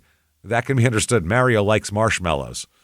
So he's fucking with him about the marshmallow salesman. Yeah, marshmallow salesman. Jesus Christ, man. That's so ridiculous. They like to needle him, and then they wonder what happens. Yeah, you fuck with the guy, and then he swings back, and then everybody's like, what the fuck? What the hell, man? Billy's out of control. What'd you do this for? So they said with the likely interruption of the season coming in June, the strike-shortened 81 season, every team was trying to make sure it was in first place when the strike occurred, since it assured a postseason berth. Yeah, the A's are in better position than anyone. At home, they passed the 1 million mark in attendance for the first time in several years and did it so in early June. Billy was enjoying life, although he did twice wear a bulletproof vest, once at a game in Oakland and once in Chicago when a man called and threatened to shoot him. Oh, okay. Police told Billy to stay off the field. He did not listen, even going out for several minutes to argue with an umpire in Chicago. Yeah, if he's pissed off, he's not going to, I have to stay in the dugout. Rage is going to fill him, and he's coming out. And Billy, in general, was not getting along with the umpires any better than he had in the past. Here's an article, May 31st, 1981. Oakland A's manager, Billy Martin, may have picked the wrong man in umpire Terry Cooney. Okay, Cooney tossed Martin out of Friday night's game against the Toronto Blue Jays for arguing about balls and strikes. The Oakland manager then charged Cooney and slammed into him. Martin kicked dirt on Cooney's shoes, and when the umpire turned his back, the A's manager scooped up 2 handfuls of dirt and tossed them on his back. That's awesome. That's different. I enjoy that a lot. That's fun. Yeah. Martin was suspended Saturday morning for an indefinite period by Lee MacPhail, the president of the American League. Cooney said, this is the umpire, I played college football and worked 6 years in a state prison wrestling convicts and fighting them. So I don't think I've ever been hit harder than I was by. So I don't think I've ever been hit harder than I was by Billy Martin last night. Wow. It came at him hard. He said, everybody has a different boiling point, and I think I'm a very calm person myself. Had that been done on the street or in any other kind of situation, I know I wouldn't have turned my back on him. I would have flattened him right there. Mm-hmm. And, so that's how it goes. He said, I would have kicked his ass, but he said, I didn't know. Billy hits harder than every convict that's ever Apparently, he'll come into him. Yeah. He said, I didn't know why he threw the dirt. When I ejected him from the dugout, he ran out there and took me completely by surprise. I ejected him again. And umpire Bill Kunkel said to me, you must have ejected Billy Martin, the manager, the first time, and Billy Martin, the general manager, the second time. Mm-hmm. He's got 2 jobs there. Right. He said, Billy's bag was always kicking dirt on umpires. That's his trademark. But when I walked away from him, he hit me in the back with the dirt, and I thought that was a cheap shot and a gutless thing to do. How does he know that at any given moment I'd have turned around and gotten the full force of the dirt and lime in my face and probably injured my eyesight for life? Calm down, Cooney. Relax. So then they go into this thing about how violent the bump into the referee or into the umpire was. Violent. One guy, Richie Phillips, Association's executive director, said in an interview, this is from the Umpires Association, I've been advised by several objective onlookers that it was the most violent act they'd ever seen a manager perpetrate against an umpire. Interesting. Wow. Here's a June 1st, 1981. Oh, Cooney, by the way, said, it felt like a freight train ran into me. I've never been run into that hard in my life, not even in college football. Oh, really? No. Okay. College football doesn't hit as hard as Billy Martin in his... 280-pound 20-year-olds don't hit as hard as a 160-pound 55-year-old alcoholic coming out of a dugout. Shut up, Cooney, you pussy. June 1st, 1981, here's a headline in the Atlanta Constitution. Home for Madman Martin should be at a zoo or a kennel. That's what they go on to say. It's just an editorial about how Billy Martin's the worst thing for baseball, and Cooney could have been injured, and all this horse shit. Okay, June 2nd, 1981, Martin gets 7 days, and the umps say they may file suit against him. So, yeah, he gets for what? It's a bump in the, I don't know, for some sort of, I don't even know, injunction, so he can't, I don't know what the fuck you're exactly doing, but he gets a $1,000 fine and a 7-day suspension, which is a lot. So they said from the book, now 53 years old and well into middle age, Billy was not mellowing when it came to the arbiters of the rules. It was a battle he never stopped fighting. Umpire Durwood Merrill called him probably the meanest, most unfair man of all on the field, which is hilarious. Martin then, August 30th, 81, he apologizes and said he was wrong. Yep, he said, I was clearly in the wrong.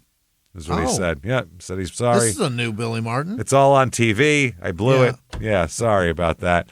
By the way, the 81 season was stupid. They did a split season plan. Division winners of each half will meet in the playoffs to determine champions. Second place teams could be involved if the same team wins both halves of the season. See how stupid this is? Oh, boy. Yeah. Very stupid. Billy Martin said, quote, I think it's stupid. Which I agree with Billy Martin. Pretty fucking stupid. That's ridiculous. So September 4th, 1981 is the final 4 days of his suspension. And they said that Martin's advising McPhail that he was dropping his request for a hearing on the suspension. And he said he's just going to eat the suspension and be fine. Before that, he was taking everything to the Bowie Kuhn, taking it right up to the commissioner of the game and all sorts of shit. Now, postseason, with the season split in two halves, the division leaders at the time of the strike in the AL East West were the A's to play the second half winners, the Royals, in a special division series. The A's won 3 straight games, like we said, went to face the Yankees in the League Championship Series. Oakland's Jim Spencer said, if Billy and all the ex-Yankees beat him, I think George would be especially humiliated. Yeah. Yeah, that would not be great.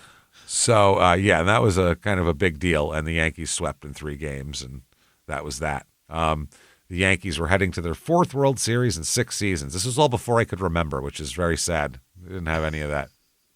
You didn't get any of it? No, didn't see any of it. By the time I remember, they were terrible and remained that way until I was 18.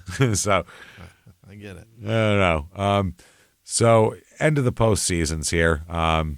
He's done, and he said, I've got nothing else to say. That's what happened. They beat us, talking about losing to the Yankees. In the 80s season, he had Ricky Henderson steal only on signs until Ricky learned how to read pitchers in their windup. Then Martin turned Henderson loose. Basically, he would give him the steal sign and the non-steal sign, the stay sign in 80. But in 81, he was confident that Ricky knew how to read the pitchers at that point and said, you just steal when you feel like it. Do it on your own. Because, I mean, why not? He's the greatest of all time. Let him do it. Fuck it. He is an arm killer, though. He's a Dusty Baker in this type of some of these managers are just pitcher killers. They eat pitchers up and spit them out. Yeah. Dusty Baker's a guy like that. He almost kill you. You know what I mean? Just make you throw over and over and over again? Make you throw till you look at what he did to Rod. He destroyed Rod's arm. Rod loved him forever, but he destroyed his arm. He used him like a fucking I don't even know. Too much. Yeah. At one point, I was watching a game on an old game on YouTube. I think it was the Giants and Braves from back then, and they brought Rod in. It was his 11th consecutive appearance. Nice. They put him in 11 straight games. You can't do that to people. No. He's doing the announcers are going, I don't even know how he's doing this right now. They're like, I don't know how he's even getting it over the plate. His arm has got to be dead. This is 11th straight day pitching. This is crazy. It was a record too. Yeah. So, I mean, it was a record. Nobody even did that in 1885, they didn't do that to people because you couldn't do that. But Dusty Baker would. So Billy's the same way. So they say years later, there was some concern that the young arms on the staff were being ruined by overuse. At the time, it didn't come up. Yeah. McCaddy, who's now the pitching coach for the Washington Nationals, said that's because it really wasn't Billy's idea. It became a badge of honor among the five of us. One of the things Billy and Art had taught us was how to get batters out the third time around the batting order. Your fastball velocity is down at that point. They've seen your other pitches. How do you get those batters out again? It took guile and guts, and once we learned to do it, we wanted to keep doing it. We hung our pride on that as a group. Billy tried to get us out of games. We just didn't want to come out. And Billy was loyal. He was the kind of guy who stuck with you. He liked to see that medal in you. Mm-hmm. So, yeah. Billy, by the way, November 12th, 1981, Manager of the Year again. They did it again. Oh, dude, it's so much crazy acrimony. So now he's won it in the last, since 74, it's his fourth Manager of the Year. Yeah. There's been since 74, he's won it 4 times. Earl Weaver won it twice, and then 2 other guys won it. That's it. Fascinating. So he's got some problems, though, from the book here. While he had multiple endorsements, he also squandered the chance at a potential big one. The national department store chain Sears wanted to introduce a line of Billy Martin casual wear. Awesome. I got my Sears Billy Martin shirt on. Oh, that's awesome. It would be a lucrative deal. The top executives at Sears wanted to meet Billy beforehand, and they invited him to their headquarters, sending a private jet to whisk Billy and Sapir to Chicago for an evening dinner and get acquainted session. The Sears folks perhaps should not have stocked the jet with scotch. Yeah. Billy showed up drunk. The Sears officials canceled the deal. They canceled the deal because he got hammered. You can't show up at your interview, your job interviewed shit-faced. I guess that's a good point. That's not good. That doesn't show you're taking this very seriously. Yeah. That's probably was the test. Let's send a jet filled with scotch and see if he drinks it. But there was much more money rolling in from other sources, most of it from a long procession of public appearances and autograph signing opportunities. The checks did not go through the proper channels, as we talked about before. Right, The IRS was already on to him. Billy never claimed he did not get the checks. He was not charged with fraud, just forgetfulness, a fault that cost him dearly, plus interest, as we'll find out. It will, yeah. In late 1981, the IRS informed Billy that he owed the federal government about $200,000 in back taxes. That's a $200,000, Billy. Billy, and he makes $150 a year, so that's not good. Oh my God. Billy, who never grasped the concept of saving money, estimated that he had about $85,000 in his bank account. Holy. Not good. He was still supporting his 2 principal households, the Ervelinos in Black Hawk and Jill Guyver in Southern California. Yeah. He was also giving his mother a monthly stipend. He paid for other expenses in his extended family and network of friends as well. So, shit. Moreover, Billy's bank account dwindled significantly just about every time he walked out the door. His son said he thought nothing of tipping 100% on a bill. He'd give money to people on the street. He'd go to buy a cone at an ice cream stand, and then on the spur of the moment decide to buy ice cream for everyone in line, like maybe 20 people. Oh God! I was still just a teenager, but even I thought, does he have to support the whole state of California? He's paying for everybody. What the fuck are you doing here? Yeah. So, by the way, January 23rd, 1982 is when Reggie Jackson agrees to sign a contract with the Angels and leave the Yankees there. Yeah. So La Russa's pissed off at him. Tony La Russa's pissed off. So you got a couple of guineas in another fucking fight here. Yeah. February 26, 1982, they say from the Associated Press here, a feud had been simmering between Oakland A's manager Billy Martin and his White Sox counterpart Tony La Russa, boiled to the surface Thursday when the latter lashed out at the former in a spring training talk to his players. Upset that Martin, quote, didn't even mention the White Sox. In a story in which the A's manager had predicted a pennant for his own team, La Russa said, quote, Billy Martin popped off last year too. He said we wouldn't win another game against them all year, and when we played against them, we stuffed them. Every time he says something like that, he's wrong. I'm glad he didn't pick us to win it or we'd be in trouble. La Russa will be the A's manager for a long time after this, which is pretty funny. March 22nd, 82, Billy and George Steinbrenner are friends again now.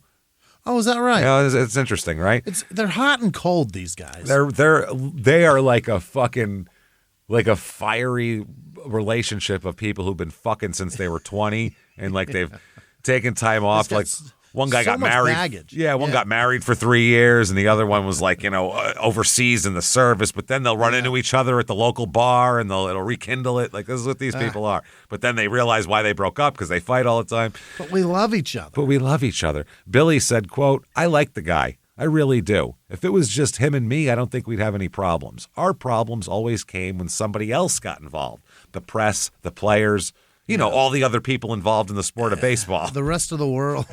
If I could pitch and George could just play all the positions behind me, we'd be great. It'd be fine. No problems at all.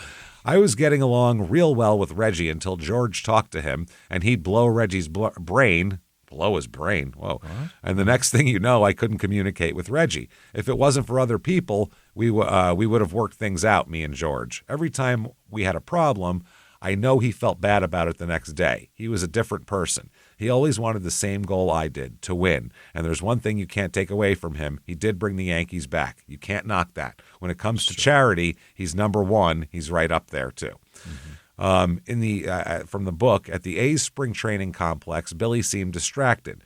He sequestered himself for hours in a trailer he had situated behind the left field fence, where they were learning spitballs the year before. Yeah, conditioning. He insisted he was watching everything through the window of the trailer, but his players felt a sense of abandonment. Billy's just said none of this was easy to explain, basically.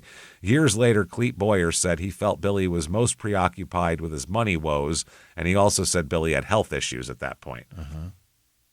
He said his stomach was bothering him, and I know he stopped drinking for about 2 months because of that. No trips to the Pink Pony. He was losing weight, and that kind of worried him too. So in the late 70s, Billy had suggested publicly that there was a spot on his liver, something that was never substantiated. Oh, no. When he died, doctors said he was in near perfect health for a 61-year-old. But that's insane, by the way. Perfect health. This fucking life he led. Yeah. He's in perfect health. Perfect health. Can you imagine that? No. That's insanity. Drinking like a monster for that long. That's insane. Fucking insane. 1982 A's, 68 and 94 and 5th in the AL West. Not good. Not good if you know anything about Billy from the first 8 parts of this. Billy ain't happy at all. Yeah. But here's some good Ricky Henderson stories. Okay. Dwayne Murphy said this, quote, "Billy saw all the things Ricky was capable of doing, maybe even before Ricky really knew about it. Ricky, like Billy, had grown up poor in the East Bay. From the beginning, Billy shepherded his young charge, taking him to dinner, buying him clothes, and arranging for the use of a new car. He's trying to pump him up, basically. Yeah. A guy like that, who back then he was playing center field too, a center fielder, leadoff, hitting, base stealing kind of guy, he's got to have confidence. He's got to be like, Mr. Energy and all that kind of shit. Yeah. And Billy told Henderson, a star like you shouldn't drive a broken down Heat. It'll make him feel like a star, and then he'll play like a star. You got to drive that car. Yep. So then he flipped him the keys to a brand new red Ford Mustang. Mm-hmm. Billy had convinced a local car dealer to lease the car to the team. Come on. Come on. Get the kid a car. What's the problem? Henderson's mother, Bobby, said, I think with Ricky there was a trust factor. Billy saw that Ricky's career was going to take off, and he knew what to teach him to get him there. So Ricky could see what Billy was doing, and they sort of had that bond. I don't think there's a day that goes by that Ricky doesn't think about Billy. Then the book goes on to say, Henderson is an odd man. He tended to call other players by nicknames, although his teammates were occasionally convinced that he only did this because he never learned their names. There's the famous John Olerud story that they retell in the book, and we've told it before. It's a famous story, but for non-sports fans, you might not have heard it. John Olerud, first baseman, he wore a batting helmet in the field always because he had an aneurysm in college, so he always wore a helmet in the field. That's why. He played with Henderson as a New York Met in 1999, and then Olerud went to the Seattle Mariners the next season, like mid-2000. He got traded over there, and Ricky happened to be with the Mariners that year. This is the year after they played together in New York, mind you, for a whole year, okay? Mm-hmm. Approaching Olerud in the field during batting practice one day, Henderson asked Olerud if he always wore a helmet in the field, and Olerud said he did. And Ricky said, we had a guy like that on the Mets last year who did that. Yeah. And Olerud said, yeah, Ricky, Yeah. that was me. That was me. For 6 Ricky months on the same didn't bother team. to remember anybody. Didn't even remember John Olerud, who just, you'd remember him by being, because he's so unmemorable, you'd remember him. You know what I mean? That's crazy. Wow. That's the craziest story. And that John Olerud is the one who tells that story, so it's not like an apocryphal thing. It's John Olerud said, no, he didn't know who I was. We played the whole year together. No clue. Unbelievable. Ricky had 2 stints with the A's. During his second tour with the team, he earned a $1 million bonus at the end of the season for his numbers being in a spot. Months later, the A's accountants were flummoxed as to why their books were off by $1 million. Couldn't figure it out. Yeah. They discerned that Ricky had not cashed his bonus check. What? So the team called him and said, Ricky, did you not deposit your bonus check? How about that money? He said, no, I framed it and put it on my wall. He said, no, Ricky, you can't, you gotta cash that. You gotta actually put that in the bank, Ricky. Imagine having so much money that $1 million is just fucking much fun. You just hang it on the wall as a he could have bought $1 million painting and hung it on the fucking wall. That's unbelievable. That's his artwork. Yeah. That's amazing. That's so fucking funny. So June 21st, 1982, middle of the season, the A's suck and they're booing Billy. Yeah. And it's not good at all. This is from an article in the paper. They booed Billy Martin in Oakland, California early this season. Boo Billy Martin in Oakland? That's about as sacrilegious as Joe DiMaggio drinking tea. Why isn't Joe DiMaggio allowed to drink tea? I guess because Mr. Coffee, he did all the commercials for Mr. Coffee. Okay. There you go. Don't That's look at why. me, man. Coffee commercials. I was going to say, is he an alcoholic? No, that's why. All Billy Martin did was take Mike Norris out of a game and they booed, which was a good example of ingratitude as you can get. So this article is basically saying, this bullshit of booing a guy after he brought the team back from the brink is pretty shitty, basically. And they shouldn't do it.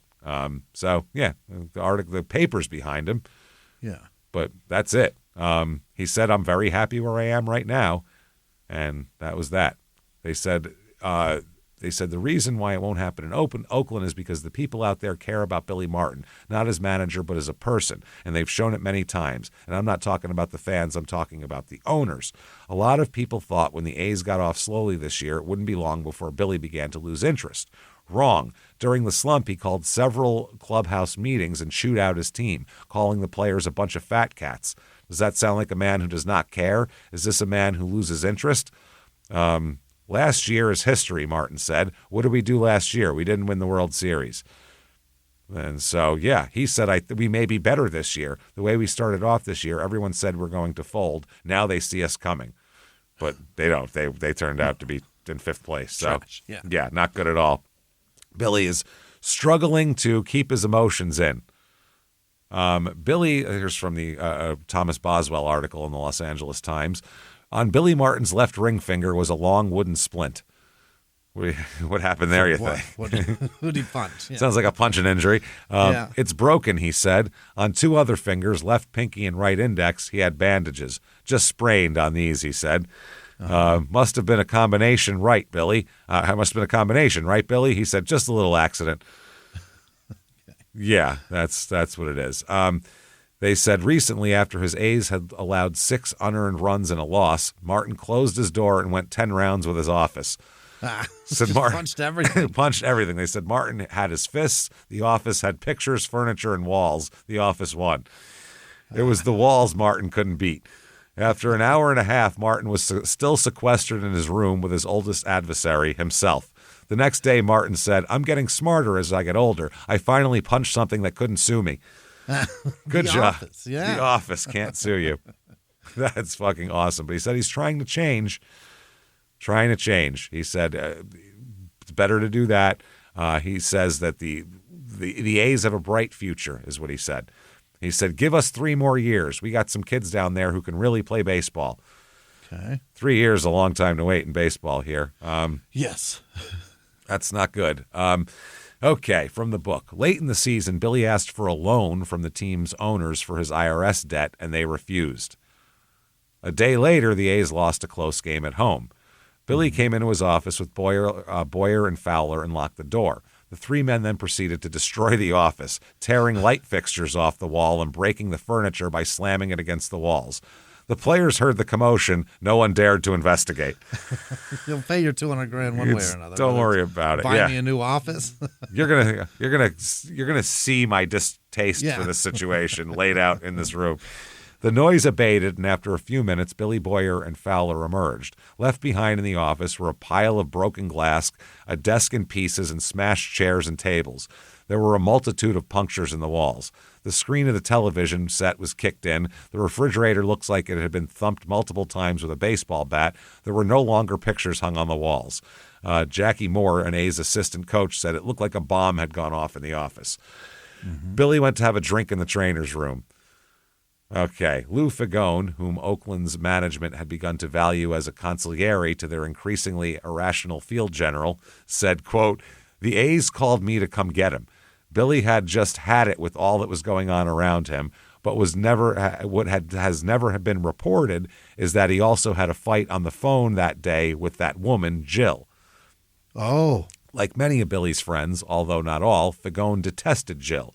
Sitting in a bar with Billy, he would sometimes leave whenever she arrived. Vucinich, the guy who worked with the front office there, said, "Lou was a good guy to have around and a terrific influence on Billy. He was there for Billy that day. He trashed his office. He and Billy left, and we started cleaning up." The destruction took place after the reporters had exited the clubhouse, so the goal was to rebuild the office by game time the next day so the reporters wouldn't notice. Yeah. That way, in theory, no one would know what happened. It got out anyway, obviously. But first, Vucinich called construction contractors of all kinds, drywallers, furniture makers, appliance outlets, and had the office put back together. He said that was some night, finding a new TV, new refrigerator, a new desk, a new wall, outlets, heck, new walls. A new office. He said he was 30 years later, he was laughing about it, and he said, but we got it done. As impressive as the rebuild was, Sandy Alderson and the A's new ownership had began to believe that the Billy was becoming seriously unhinged. They called Sapir the next day, his buddy, his lawyer there. Yeah. Sapir said the A's management at the time was a bunch of preppy guys, Cal Berkeley guys and Ivy Leaguers. They felt embarrassed by Billy. First of all, they didn't like the two girlfriends. They could live with that. You should see how many girlfriends the players have. One in every city. Don't worry about Billy. He's got 11 kids with 11 women. There's way worse guys out there. What are you talking about? They couldn't live with that. They couldn't live with that. They didn't like some of the extreme behavior. They said to me, we won't find a better manager, and the losing this year isn't his fault, but we have to consider a change. We just don't feel good about all this. Mm-hmm. So off the field shit. Vucinich recalled something Roy Eisenhart, the club's chief executive, said at the time. Roy said, I don't worry about Billy from the first inning to the ninth inning. I worry about him from the end of the ninth inning to the first inning the next day. Mm-hmm. He said, after Billy was cut loose, people said that he lost the team, but that's not true. The team never stopped believing in him. He lost support of the management. He worried them. Obviously, he drank too much after games. I never saw Billy drink before games or during a game. I never saw it affect his performance, but there was a lot of booze after the games back then. It was a sign of the times, but management had lost its brilliance or its tolerance. So Billy, who was among the sport's worst losers, had helped push Oakland's management to the decision. His son, Billy Joe, said, quote, he was not a person that was happy going through the motions. That was hell for him. And you look at his career, he manufactured some of his own firings almost. Oh, yeah. And he also said you could make the case that he had everything he wanted in Oakland. He had color back in his face. He even had a little gut. He was comfortable. That's the problem. He didn't want comfortable. Yeah, he needs chaos. The season concludes with the A's at a terrible season, and about 3 weeks later, October 20th, they fire Billy with 3 years left on his contract. Oh. Yeah. They also said the club does not attribute the fifth place finish this year to failings on Billy's part. It resulted from a combination of circumstances beyond anyone's control, and the challenge now is to reverse the results of last year. So basically, it's not Billy's fault that the team sucked, but the team sucks, and we need to fix it. So we're firing him anyway. In November, he went with Jill and Eddie Sapir to another television commercial shoot in Manhattan. At a nightclub party during the visit, a New York Daily News photographer spotted Billy and took a picture of him standing close to Jill. Uh-oh. The next day, with Billy still perceived as likely the next Yankees manager, the photograph took up half a page in the Daily News. Billy was certain that Heather would hear about the photo from one of her many cousins, aunts, and uncles. It's front page of the Daily News. You're fucked. So with the photo on newsstands across the city, Billy and Sapir ended up in a Blarney Stone bar, a chain of unsophisticated but popular Irish pubs that seemed to be in every Manhattan neighborhood in the 70s and 80s. Sapir said Billy was all upset about the picture in the paper. He kept talking all about how Heather was going to see the picture and how much it would bother her. After a couple of drinks, he asked me if I could get a justice of the peace or someone for a wedding in New Orleans. And I said, yeah, I could do that. And he asked, could you set up all the licenses and get a hotel for a day? And I said, sure. Yeah. He didn't say much else. Then he got up and got to go to the bathroom. It took him a little while, but when he came back, he said, I just proposed to Heather. He said, that'll fix it. I'll marry her. Now she What the fuck? Nothing to bitch about. Now, yeah, what are you going to complain about now? So, wow. Sapir said, I called Heather, and she said, Eddie, is he serious? And I said, well, Heather, you know he loves you, and he asked me to set up a wedding in New Orleans. He wants me to get all the licenses and a hotel suite and all of that, so I guess, yes, he's serious. So I went back to my seat, and Billy said he wanted to get married that month. I started thinking of New Orleans hotels to call. But first, Billy and his lawyer, the New Orleans judge, left the Blarney Stone to meet Jill across town for dinner. Jesus. The wedding was on November 30th. At the Maison Dupuis Hotel in the French Quarter. The guest list was limited. Billy instructed the Sapirs and others not to say much about it. Sapir, who rarely interfered in Billy's personal life, felt relieved. He said, because I figured that would be the end of Jill and the two girlfriends situation. I thought Jill would go away, but obviously Jill didn't go away. He said Billy continued to see both women, although he hid the marriage from Jill and almost everyone else. Didn't even tell her he was married. My God, no wonder why he's a wreck. Your stomach would be a wreck if this is your whole... You got to be, shitting your pants every day. Christ. So they keep asking him, are you going to be the next Yankee manager? Mm-hmm. He said, I got nothing to say. No denials, no nothing. I don't honor rumors. If I'm going to be, if I'm not going to be, the time will come when someone will announce it. That's that. Fair enough. January 11th, the Yankees announced that Billy would be the Yankees manager again. He had a long-term contract. In fact, he would remain in the Yankees' employ for the rest of his life. And he would. Really? Even when he's not manager, he's got like a kind of like the WWE does the Legends contracts where they get the old guys, they do a bunch of appearances for them, and they do the Hall of Fame shit and all that. That's basically, Billy, you're going to stay in a goddamn Yankee uniform. Come out for Old Timers Day, wave your little hat. The fans love Billy, and that's that. Yeah. We're going to keep him around as like a mascot, if nothing else. So that's what it was. His son called him when he heard the news, and he said, Dad, please, not again. Not the Yankees again. Not again. Do it again. Yeah. Why? And Billy said, that's what I'm paid. That's what I am, Pard. I'm a Yankee. Pard. Oh, that's sweet. That's what I'm doing. So he is hired for the third time. It's a big goddamn deal. Martin told the Yankee Stadium news conference, they said, aren't you pissed off at George all the time? And he said, I've been mad at my mother too, but I still love her. Very mad at my mother. All the time. George said, I believe Billy and I have lines of communications open. Sure, there's been times when Billy and I have disagreed, but I believe Billy and Martin can stir up enough excitement on his own that he and I won't be getting into any trouble. You know that a sailboat with no wind goes absolutely nowhere. Yeah. All right, then. So that's what he said. So anyway, that's what's going on. It's pretty goddamn interesting here. He's a third time. So now there was speculation that he'd been assured by Steinbrenner that he would be a Yankee manager in '83 if he could get himself fired by Oakland, and had maybe been trying to get fired. Basically said, if you can get out of Oakland, you're our manager. Billy Martin's mom is in the newspaper saying she knows her son can handle the pressure. That's what there's a whole article here about how Billy Martin's mom says he'll be fine. Don't you worry about him. All right. It's all right. Mom said so. Yeah, Mom said that it's all good. February 21st, 1983, here.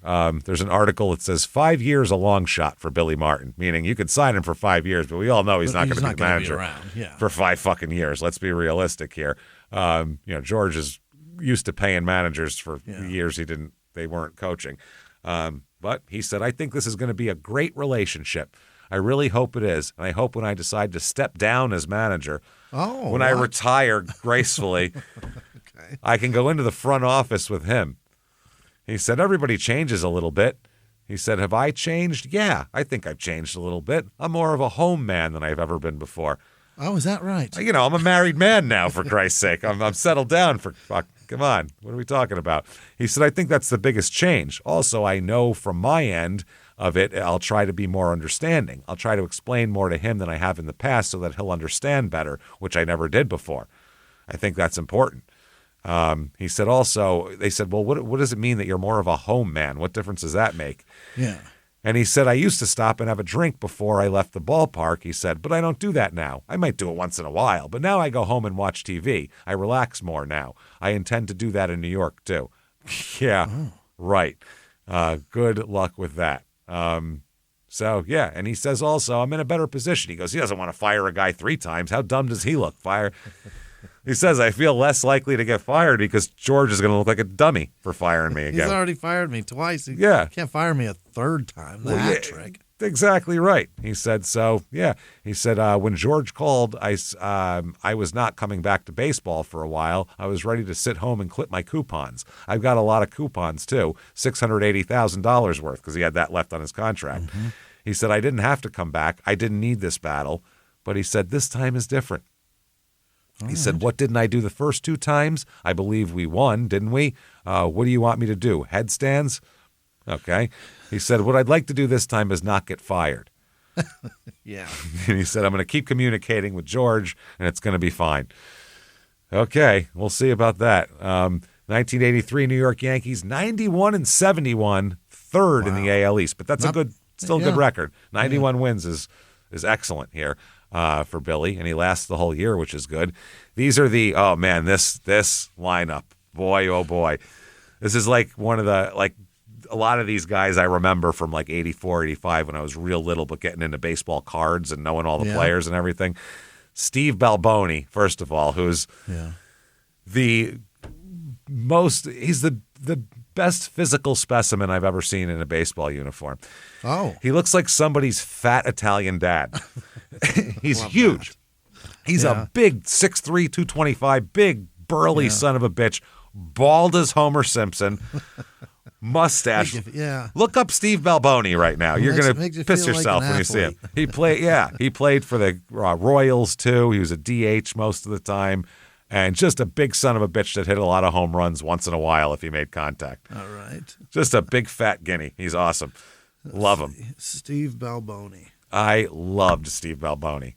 So everybody likes Steve Balboni because he's just this fat bat. He looks like he's going to make you a sandwich at a deli. He does not look like a baseball player. Oh, yeah. Look at the guy. Oh, man. He's like Rick Cerrone. Same guy.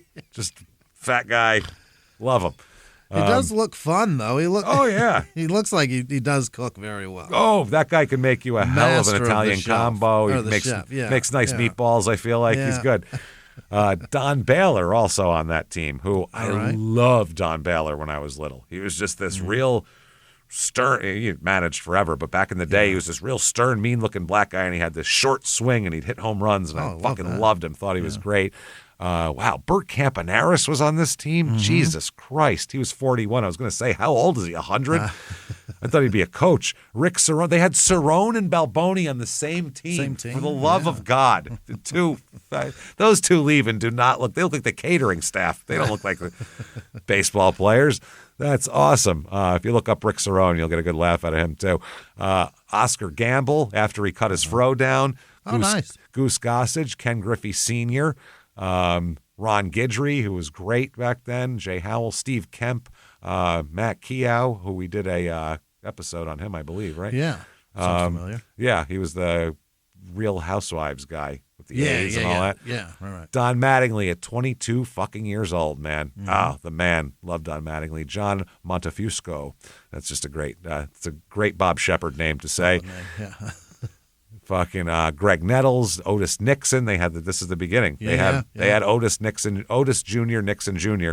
before anybody else did. It's the funniest thing ever. Lou Piniella. My favorite name, Roland Office. I always love that name. It's a weird name. Roland with a W. R-O-W. Roland Office. Willie Randolph, Dave Righetti, Dave Winfield is when they first got Winfield. I loved Dave Winfield when I was little. Oh, my God. I loved him so much. Him and Don Mattingly were the shit, and Butch Weininger, the catcher. Okay. So, in 1983, Billy had a stately long town car with the license plate Yankee 1. Nice. Oh, my God. And he told Gernand to always park it next to Steinbrenner's plain Oldsmobile in the VIP parking lot just outside Yankee Stadium. He said, I want him to see that big car and Yankee 1 license plate every time he comes out after a game. Let him know who the real top Yankee is. Yeah, this is going to last forever, huh? Really getting his head about this. Yep. So the guy asked, what if George says something to me about the fact that we're always right next to him? And Billy said, say that you only take orders from me and then tell him to go fuck himself. And then he laughed. Go fuck yourself. Go fuck yourself, George. Oh, boy. So that's going to work out great. This is going to be a marriage made in heaven. Yeah. Speaking of marriages made in heaven, let's talk about Billy's personal life and his marriage. Oh, boy. Yeah. Gernand, that's the guy who parks his car, could soon be found throughout the eastern United States driving for Billy. A considerate, wise man behind the gruff exterior, he also began to feel like a guardian to his boss in more ways than one. Tex Gernand, for example, expressed his concern to Sapir about Billy's two-woman lifestyle. This has been years now. He's just maintained two full relationships. This is crazy. Gernand did not understand the relationship with Heather, whom he saw irregularly whenever she stayed at the Carlisle hotel suite Billy was renting. Tex usually spent more time with Jill, and the whole situation vexed him. Gernand said, she seems like a young girl, someone still growing up, of Heather. I didn't understand the whole setup. Like, who is this girl? What is this? Tex wasn't the only one to feel they needed to say something. Eddie Sapir said, I said to Billy, look, you're a big-time public figure. Now, especially that you're back with the Yankees, now you're really in the spotlight. Right, you're not in fucking Oakland, where you're the, you're the second team this is a big deal. You're not the White Sox manager. You're the fucking Yankee manager, he said. So he said, it's not going to end well if this gets out. Sapir said, I suggested that if Jill was going to stick around, that we had to give her a job and a title. We had started Billy Martin public relations firm out of my office in New Orleans. I suggested that we hired Jill as Billy's official photographer. Then we have an explanation for her presence and all the travel. At least let me cover for you, Billy. Let me make this legit, yeah. Let me cover your ass here for you. Jill described 1983 as a year of awakening for her. She said, I had never lived on the East Coast, and I had never seen so many things about that, but Billy showed me the world. Billy wanted everyone around him to be having a good time, and he wanted to share his world. He taught me to cook. I have the recipes to this day. Italian food, chicken Florentine, a lovely lamb that he stewed all day. He had a temper and could be very jealous, which was not always nice, but that usually passed very quickly. We were having a blast most of the time. So, Steinbrenner personally addressed the team at one point, admonishing the players for their sub-500 start. He also had a private closed-door meeting with Billy and his coaches, who during which he ridiculed relief pitcher George Frazier, according to coaches who later spoke off the record to reporters about the meeting. For his part, Billy also went into the clubhouse afterward and told the players to ignore everything George just said, eliciting a round of chuckles. Yeah. Billy's old adversary, Henry Hecht of the New York Post, wrote about the players' and coaches' meetings, giving details of both, including the derision directed at Frazier. That day, Hecht's story ran, reporters were in Billy's office when Steinbrenner called. Billy was heard saying that he hadn't read the article. Then he said, Henry, okay, I'll take care of it. Okay. The next day, about 2 hours before the game, Billy was in his office, telling reporters that Hecht's story was false on several accounts when he was informed that Hecht was in the clubhouse. Billy hurried out of his office. Hey, can I have your attention for a second? He announced to the players. We had a private meeting in Texas, a clubhouse meeting, and nothing leaves the clubhouse, and I don't think anything did. At least I haven't read anything written that was accurate. But we have a writer here now who has me knocking Frazier, George knocking Frazier, and me knocking George. And he wasn't even in Texas. Billy continued, pointing at Hecht, who was about 10 feet away, quote, I don't ever say don't talk to the writers, but don't talk to Henry Hecht. That's him right there, in case you didn't know him. That guy right there. In case Ricky Henderson's around and, he's not going to recognize him. Doesn't ask names. If you do talk to him, you're making a mistake. He doesn't care if he hurts you or gets you fired. He's using you. He's the worst fucking scrounge we've ever had around this club. Scrounge? Jesus. In a stunned and silent clubhouse, Hecht looked at Billy and said, you can imagine what I think of you. Yeah. Billy said, I've read what you think of me. Oh. Hecht said, you're paranoid. Billy said, I'm not paranoid. I don't have to be paranoid to see that you're a little prick. Oh. Okay. Billy went into his office telling Hecht that he wouldn't deny him his ability to make a living before adding, but stay away from me or I'll dump you in the whirlpool. I don't want to talk to you. When Billy was asked afterwards if Steinbrenner put him up to his rant against Hecht, Billy said, George called me and told me to handle the article. That's what I did. Yeah. There was plenty of coverage of Billy's diatribe in the New York papers. Then it died out quickly, although not in the mind of Hecht. Hecht said it was just another sign of how disturbed and unbalanced he'd become. Since the brouhaha went away, although some players were aghast at what they witnessed, it was just the first of many bizarre moments during 1983. Mm-hmm. All right, here we go. 1983. It's May a tough year. May 27th, 1983. Another round for Billy is the headline in the newspaper. A man who said he just wanted to buy Billy Martin a beer has claimed he was hit by the New York Yankees manager and roughed up by the bullpen catcher.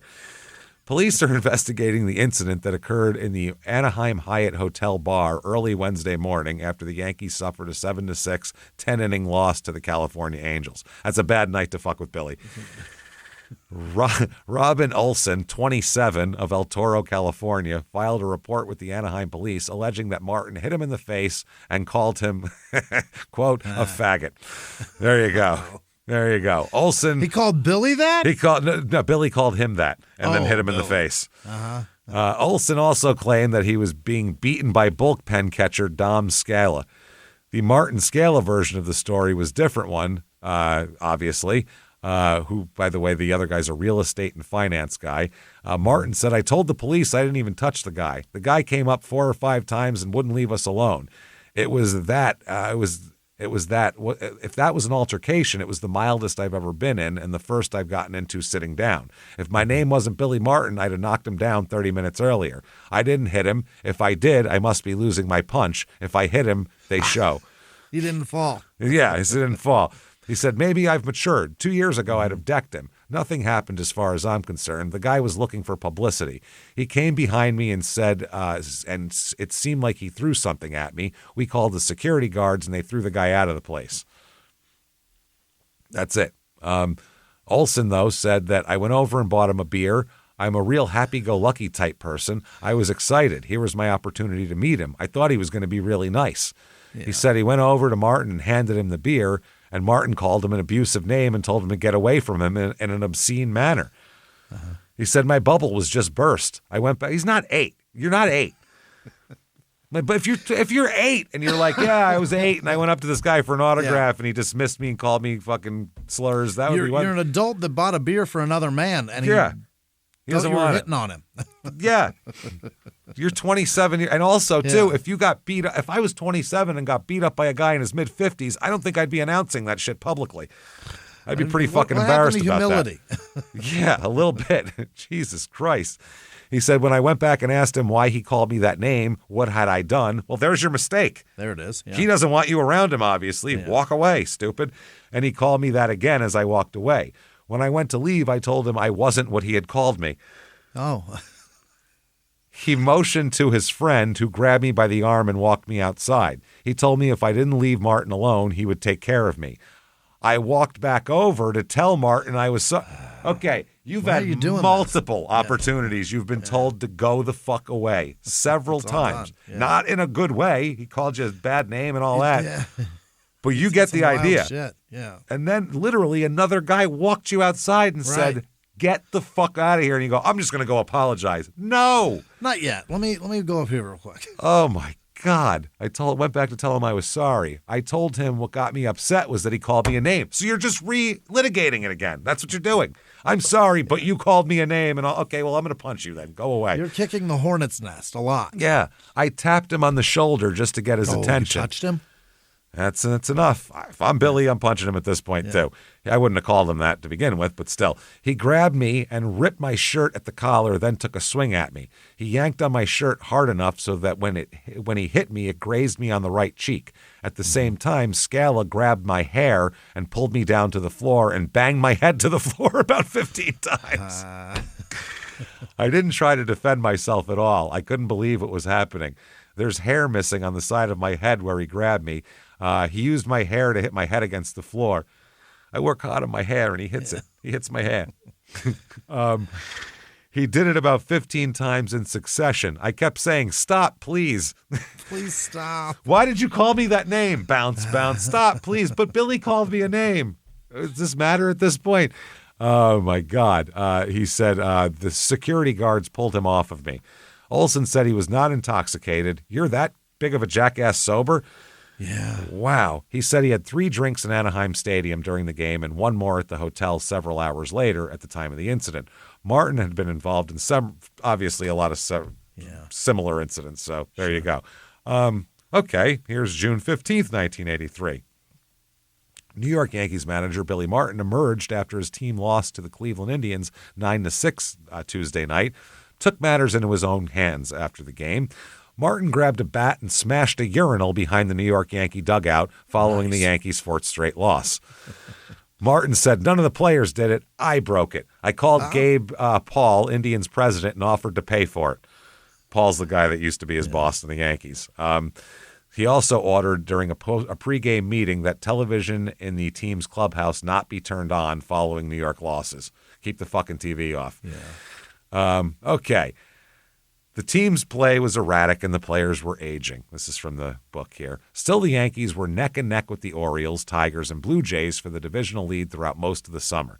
Just hours before a June home game, there was another firestorm, and it had began with a researcher for the New York Times named Deborah Henschel, who was in the Yankees clubhouse handing out ballots to the players for a poll about the All-Star game. All the facts of the scene that played out next are unclear, which it's a mess then. It's not good. Although it's indisputable that Billy ended up loudly escorting Henschel from the clubhouse. He later said he didn't know she was a representative of the New York Times. Art Fowler had also been fired that day, which did not improve Billy's mood. Didn't get fired by Billy, got fired by George because the pitching was fucking up. Billy said he thought Henschel was dressed provocatively, something about a skirt with a slit in it, and he thought she was a girlfriend of a player. Henschel said Billy angrily cursed at her. Eventually, the Yankees made sure Henschel could complete her assignment in the visitors' locker room. The episode made newspapers, and the American League launched an investigation, interviewing her and Yankees employees, and all of whom said they never saw a thing. I didn't see nothing. All of them are following the mind your own fucking business motto. The investigation absolved Billy of any wrongdoing. The Yankees were only 3 games back in the AL East standings, but the controversies, none that had anything to do with baseball, kept piling up. On a trip to Milwaukee County Stadium, the Yankees were playing a game on a sunny Sunday afternoon. Billy was sitting on a towel on a concrete wall at the edge of the dugout. Reporters could not help but notice a striking, fetching blonde in short shorts lounging in the front row box next to where Billy sat. Throughout the game, Billy appeared to be conversing with the blonde, who had kicked off her sandals and placed her long, tanned legs on a railing by the field's boundary. It was Jill. Yeah. He's got Jill sitting there. At some point, the press box watched as Jill started passing handwritten notes to Billy by writing them on a small piece of paper and then placing them between her toes. In the dugout, Billy was plucking the notes from Jill's toes. You can't do this during a game, Billy. What are you fucking doing? Very obvious. Good God, man. Like no one's looking at her legs, stretched out. At first, the reporters decided to not write about the scene. But as often happened, press box packs dissolved in the heat of a competitive newspaper environment. Bill Madden of the New York Daily News wrote about the young woman passing notes to Billy. The next day in the visitors' clubhouse, Billy was told what Madden wrote. He did what? Billy yelped. How the hell could he do that? Doesn't he know I'm married? I'm married! Why did you do it? What are you blowing my spot up for, dude? I'm a married man. You fucking... Oh, my God. Do that in public, Billy. Yeah, he was like, he's breaking guy code here. This is fucked up. Players were often seen with paramours or girlfriends on the road, known as imports. That's the ones from the road. Really? They call them imports. Yeah, you fly them in. Right. Ones you fly in are imports. All right. But that was never, that comics call them imports. Yeah? Really? Yeah. That's the word they've called them forever in sports and showbiz and everything else. But that was never written about. Yeah, that's not part of it. You know? No. A nighttime rendezvous away from the ballpark didn't seem like anyone's business. Now some woman was passing the Yankees manager notes with her toes next to the dugout in broad daylight. It became big news. Yeah. If it wasn't during the game, nobody would have noticed. That's the thing. Steinbrenner was not pleased, although he did not quite know what to do. He flew to Cleveland to meet the team on their next stop. So did Sapir. The three had lunch, and Billy and George yelled at each other throughout much of the meal. When the lunch ended, George actually said he felt better. George said, "At least we got some things off our chest," and that was the end of it. The woman in short shorts had become a mirage. Sapir, in fact, issued a memorable statement. As Madden and the Newark Star-Ledger's venerable reporter Moss Klein wrote in their 1990 book, Damn Yankees, Sapir announced to the gathered reporters in the team hotel, "Reports of the girl are unfounded."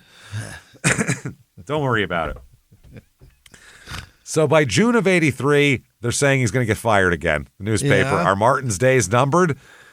Oh my God! They're talking about who's gonna replace him already, oh my God! And also about the urinal and everything like that. The Yankees said they'll pay for the urinal. Sorry, Cleveland. That's nice. Which Cleveland is a urinal. Visiting team. Yeah, Cleveland is a urinal. It's fine. June 23rd, 1983. This is an editorial. Idolization of Billy Martin is misguided. Oh, is it? Oh yeah. From some highlights from this article.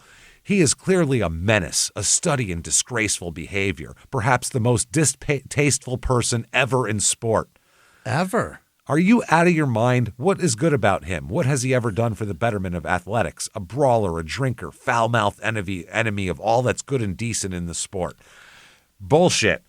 There's been a million guys just like him and a 10,000 way worse than him. What are you talking about?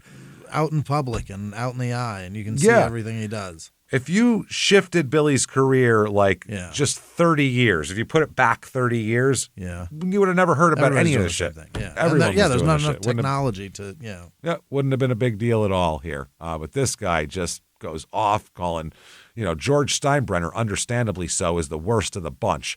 And he is the worst of the bunch at a whole lot of other things. 3 times, or is it 13 times, he's hired Martin and soon will be compelled to fire him yet another time. George, you're as bad as Billy Martin. Only you deserve him. Drop the act, the absurd public show you're foisting upon the public. All right. Jesus Christ. Okay. July 6, 1983. Now, Reggie Jackson pulls out of the All-Star game. Oh. They said, the newspaper says, he must have been eavesdropping on what Billy Martin had to say to the other night in the press room at Yankee Stadium. Martin was talking about the changes needed in the format of the All-Star game, not in the voting, but in the way it was played. He didn't like the idea that the starting lineup is forced on the manager under the current rules. It's whoever's voted in starts, and then you pick the rest. As an example of how burdensome this can be, Martin just happened to use the name Reggie Jackson. Martin at the time had no way of knowing Reggie Jackson would pull out of the game with a case of lingering sore ribs. Billy thought that Harvey Kuhn would have to write in Jackson as his starting right fielder because the fans had voted him the honor. He said, "I don't see why an all-star manager should have to send Reggie Jackson up there with his .210 batting average to strike out 2 or 3 times and push his glasses back on his nose and walk back to the bench."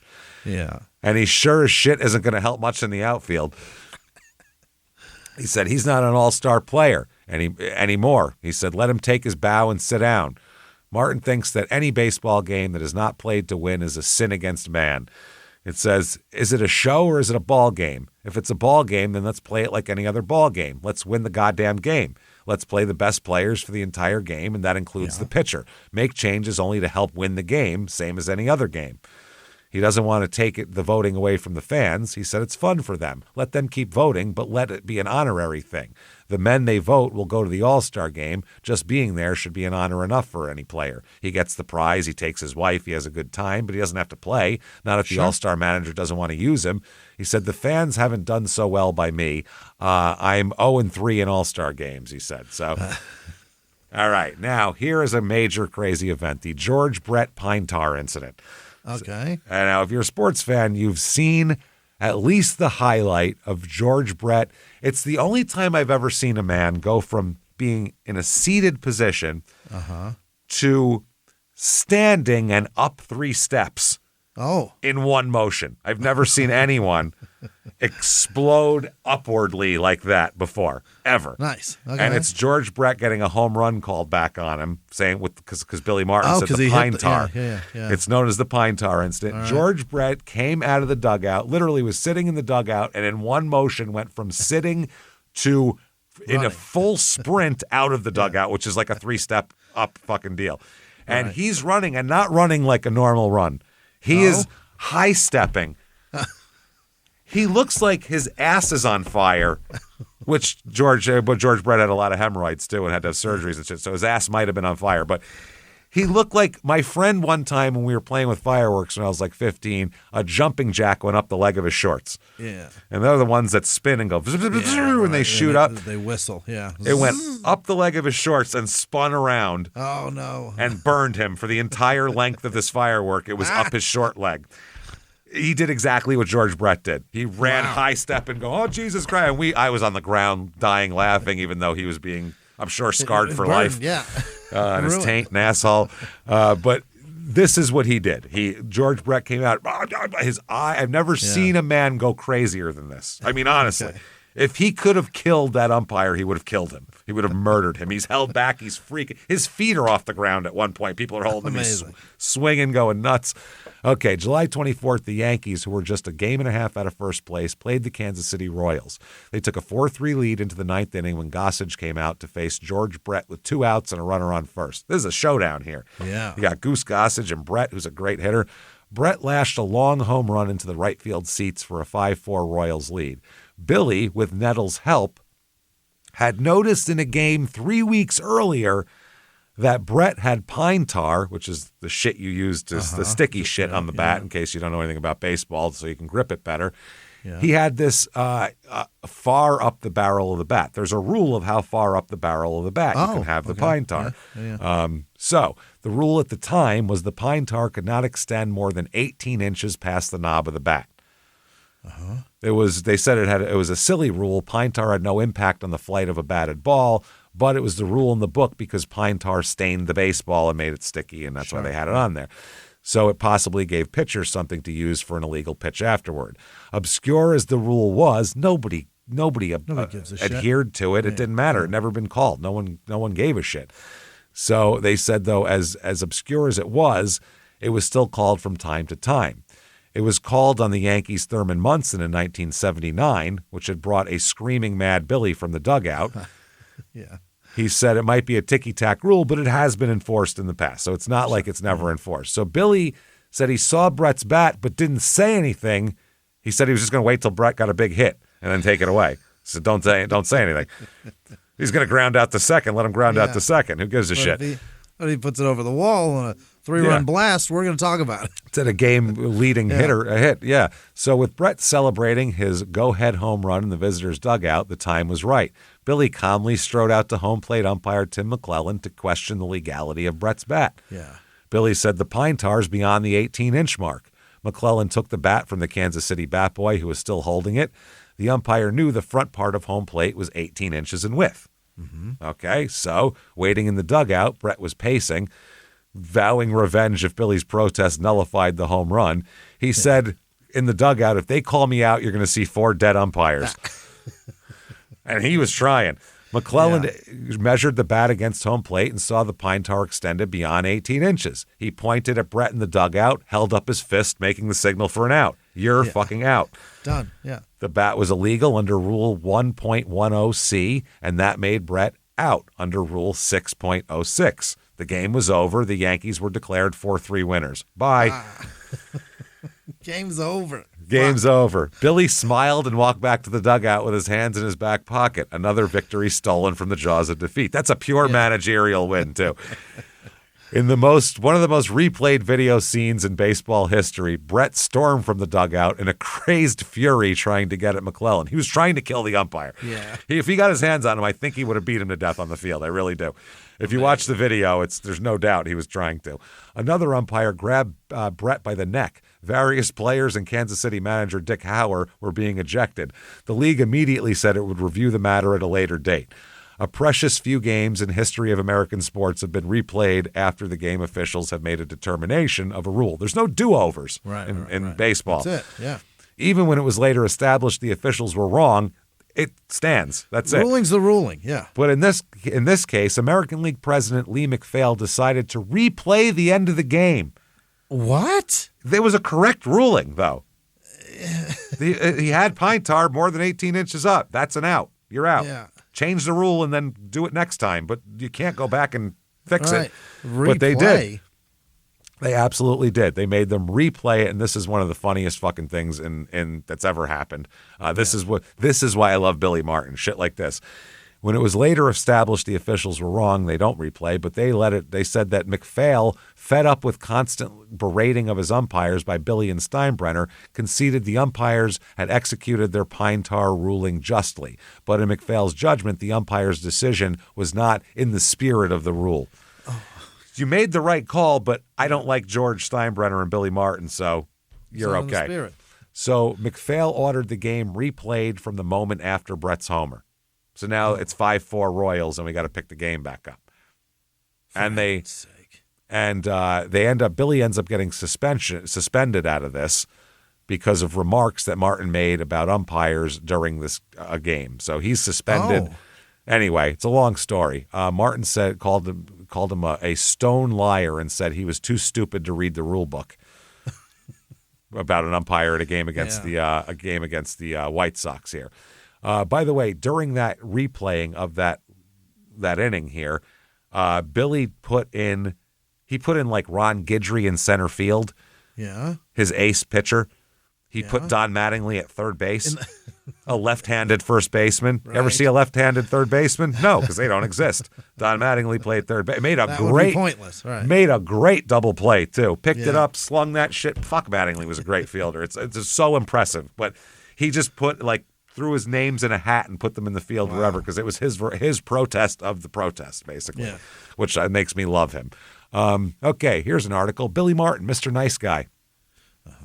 New York Yankees manager Billy Martin gets plenty of negative publicity. That's why a disabled, unemployed father of 3 wants to make sure the world hears about Martin's latest exploit, an act of charity. Ronald Gay, 39, said he didn't have enough money to take his family to a game between the Brewers and Yankees last weekend. Instead, he took them to the hotel where the Yankees were staying so they could see some players for free. Nice. He wound up meeting Martin, who responded to his plight by saying he would arrange for 6 tickets for 3 of the games and even gave Gay $20. Even gave him money. Yeah. He said, I went outside and started crying, and my daughter went back in and thanked him. Then another man came out and said, Billy wants you to have this, which was the money. Buy the kids some milkshakes. Gay said he wanted people to know that Martin could be a good guy. He does have a heart. I feel Billy Martin should get some credit. My family loves Billy Martin for Billy Martin. Okay. Now, October of 1983, Martin thinks that agents are ruining the game of baseball. Agents are doing it. Agents are driving it all up.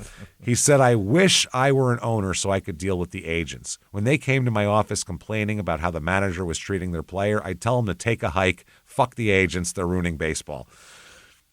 Done with them. He said he blames player agents. He blames what he calls disloyal coaches for his tenuous posture. He said a manager must pick his own coaches. I want to be able to walk down the hall without worrying who's behind me. Agents don't care about winning games. All they care about is incentive clauses for their players. They want their client to get so many hits, make so many appearances, pitch so many innings so they can get another bundle of money. Then the agent gets a percentage, and that's all the agents care about, percentages. I'm all for players getting money, but let it be a flat salary and cut the incentive bonuses. That's how agents ruin baseball. Now I have the opposite view. I think What if do you you don't mean? want to pay these guys guaranteed money and you go, this guy could not do shit this year. He could hit 220 and he's still making Sure. fucking $30 million. Well, Yeah. load it up with incentives then. Force them to work harder. And if they deliver If they for you, are you dumb pay them enough to sign happily. that contract. Yeah. And if they deliver, pay them Then happily. good for you. Yeah. Good for fucking you, man. Yeah. That's it. He said, I have to get a certain player into today's game. It means another $10,000 to him. When I was in Oakland, Wayne Gross got an extra $50,000 for playing 100 games at third base. A few years ago, there were 5 guys I had to put in the lineup on the last day so that they could collect bonuses. That's all wrong. If they don't get in enough, I'm the asshole. I don't even know about the clauses. I found out about them by accident. I was given a list by the office. A manager shouldn't have to worry about such things. A manager should only worry about winning. Managing. And Yeah. So the 1983, they won 91 games but didn't win the division. Ron Guidry, the pitcher, said the 1983 team was kind of a transition team. We had good players, but the mix was off. There was kind of a disconnect, and there were more players on that roster who had problems with Billy than in previous years. And frankly, Billy was having more problems off the field than before. He had a lot going on, as we know, there. So November 5th, 83, they're saying, is he even going to be back? Good question. There's rumors of dissension from everybody. Goose Gossage, Rick Cerrone, George Frazier, Ken Griffey, Oscar Gamble. They're all unhappy. And, they're all pissed off. And where is Billy going to even be back? They said the rumor was that Yogi was asked to take over as manager and declined. Oh. If Steinbrenner is looking for a way to swallow $1.2 million for Martin's final 4 years, he really doesn't need any excuse. It's part of his modus operandi. He's swallowed more contracts than you can recall. Fact. November 30th, 1983, George keeps Billy waiting, it says. He just says he's not going to tell him whether he's fired or not. So he's just sitting there in the offseason not knowing. Yeah. Steinbrenner says he'll make a decision on the manager soon because it's not fair to anybody not to get it done. So he said, I got to get it done and decide what I'm doing. He said that he promised a decision before Thanksgiving Day. He said, I've maintained all along that he would drag this thing out till at least Christmas, is what Billy said. And George said, I'm not dragging it out. I have been busy with other matters. I'll beat Christmas. Okay. I'll beat Christmas is a great line. So apparently nothing was determined about Martin's future at the meeting that they had. Certainly there was no indication from Steinbrenner that Martin wouldn't be back. He said Sapir said they talked about deal after deal, player after player. There's no reason to think that Billy would not be back. Billy wants to be the Yankee manager next year, and he expects to be. Period. Okay. December 17th, 1983, before Christmas, but after Thanksgiving, Yeah. Billy's fired again. He's fired Bye, again. Bye, Billy. Wow, that's amazing. And replaced with Yogi Berra Yeah. at the end of the season, which I remember the Yogi Berra Yankee manager baseball card, 85 tops. I remember that very clearly. Firing him and hiring Yogi. And he said Steinbrenner took pains to insist that Martin had not been fired, rather just had a job switch. Oh. You know, like they did with that other guy. Remember that? He said that's what he did. He said that the general unrest in the Yankee clubhouse pushed Steinbrenner to the brink of ending his third marriage with Billy. The Daily News reported in June that when Martin was dismissed, Steinbrenner's choice would be Berra, the popular Hall of Fame player. Steinbrenner said about Billy, I'm shifting people around. Nobody's leaving. I'm doing what's necessary for everybody's best interests. Just mine, not just mine and Billy's, but for the team's too. These are decisions that have to be made, and I made them. Well. Okay. Well, December 27th, 1983, Billy's got a new job. Billy's an actor now. Oh, what? He made a guest appearance on CBS's Trapper John, M.D. What even is that? I believe that's a spinoff of MASH, if I'm not mistaken. Oh, Trapper I John? think Trapper John is a MASH character that spun off, I believe. If I'm not. There was one. I know there was a medical show that was a spinoff of MASH that was somebody MD. So I think that's the one, and it makes sense because this is 85 or 84, 83, and MASH had ended. Yeah. It was ending in 82, 83, 84, something like that. I don't know. I watched it when I was a kid, so I don't know if it was. I don't know if it was reruns. It probably was. Oh yeah, who knows? Yeah. So around Christmas time, There was reports that Billy was hospitalized in Minnesota at the Mayo Clinic. Oh. One news report stated that Billy could have cancer. Oh, no. On January 11th, back for a checkup at the Mayo Clinic, Billy met with a local wire service reporter. He said, "I don't have cancer." Good. Adding an unsolicited comment that he had not sipped a drop of hard liquor in 6 months. Great. He said he lost about 15 pounds because of surgery to remove bleeding hemorrhoids. "I don't have cancer. No. I have hemorrhoids." Oh, my ass is fucking a nightmare. I'd But my rather have cancer. My insides are great, though. Yeah. He had indeed, according to his friends, stopped drinking altogether except for the occasional beer or wine. He said he was disheartened about losing the Yankee managerial job, but not despondent. He said, "I'm not going to lie. I love managing. It's like living and breathing for me." He said, but he's ready to take a step back. He said, "I'm very content with the way George has handled everything in true Yankee manner. I hope in the near future I can be of assistance to him and to the Yankees in any way." Then Billy used a smile, saying that he was going to spend some time in repose, like a man sitting in a rocking chair on a front porch. He said, "I haven't done anything like that for quite a while. I'm going to see what that feels like." Okay. All righty. So anyway, he sets the record straight. He said on a couple of things. He said, of all the knocks and all the kicks in the head, he said, you know what bothers him the most? It has to do with the story about him, one that was written and circulated on the belief that he had a habit of falling asleep on the Yankees bench. I do not fall asleep, goddammit. He said, "I never did that in my life." He said, "I'll tell you how this whole thing came about." He said, that's what happened. He said that this is all bullshit. He said, one time, one writer came by and we talked about we wanted to talk to me out at the ballpark. Sorry. It was around 3 p.m. I'd been there since 1 or 2 and we had a night game. I was taking a nap. That's true. But I think I'm allowed to nap if I'm sick. I certainly wasn't sleeping on the bench during a ball game. The players weren't due at the park for another 2.5 hours, and we weren't scheduled to play for another 5 hours. Remember, I was sick. I don't see where I committed any crime. He said it's bullshit. So at this point, he is Steinbrenner's top advisor. Oh. And he said the operation was for bleeding hemorrhoids, not cancer like I've been hearing. I quit drinking in September. The only thing I drink now is Miller Lite. Oh, Miller. I quit drinking. I only drink beer now. I only drink beer, yeah. That's a real alcoholic right there. Sure enough, yeah. That's a true alcoholic. So I'm not drinking booze. I'm just drinking beer. That's not even drinking. Oh, my God. That is fucking hilarious. He said, I won't be going to spring training this year with the Yankees. I'll be going to Arizona where I'll be scouting. I don't know how it'll affect me sitting in the stands. I hope I've learned to sit there and observe and not second guess, but we'll see.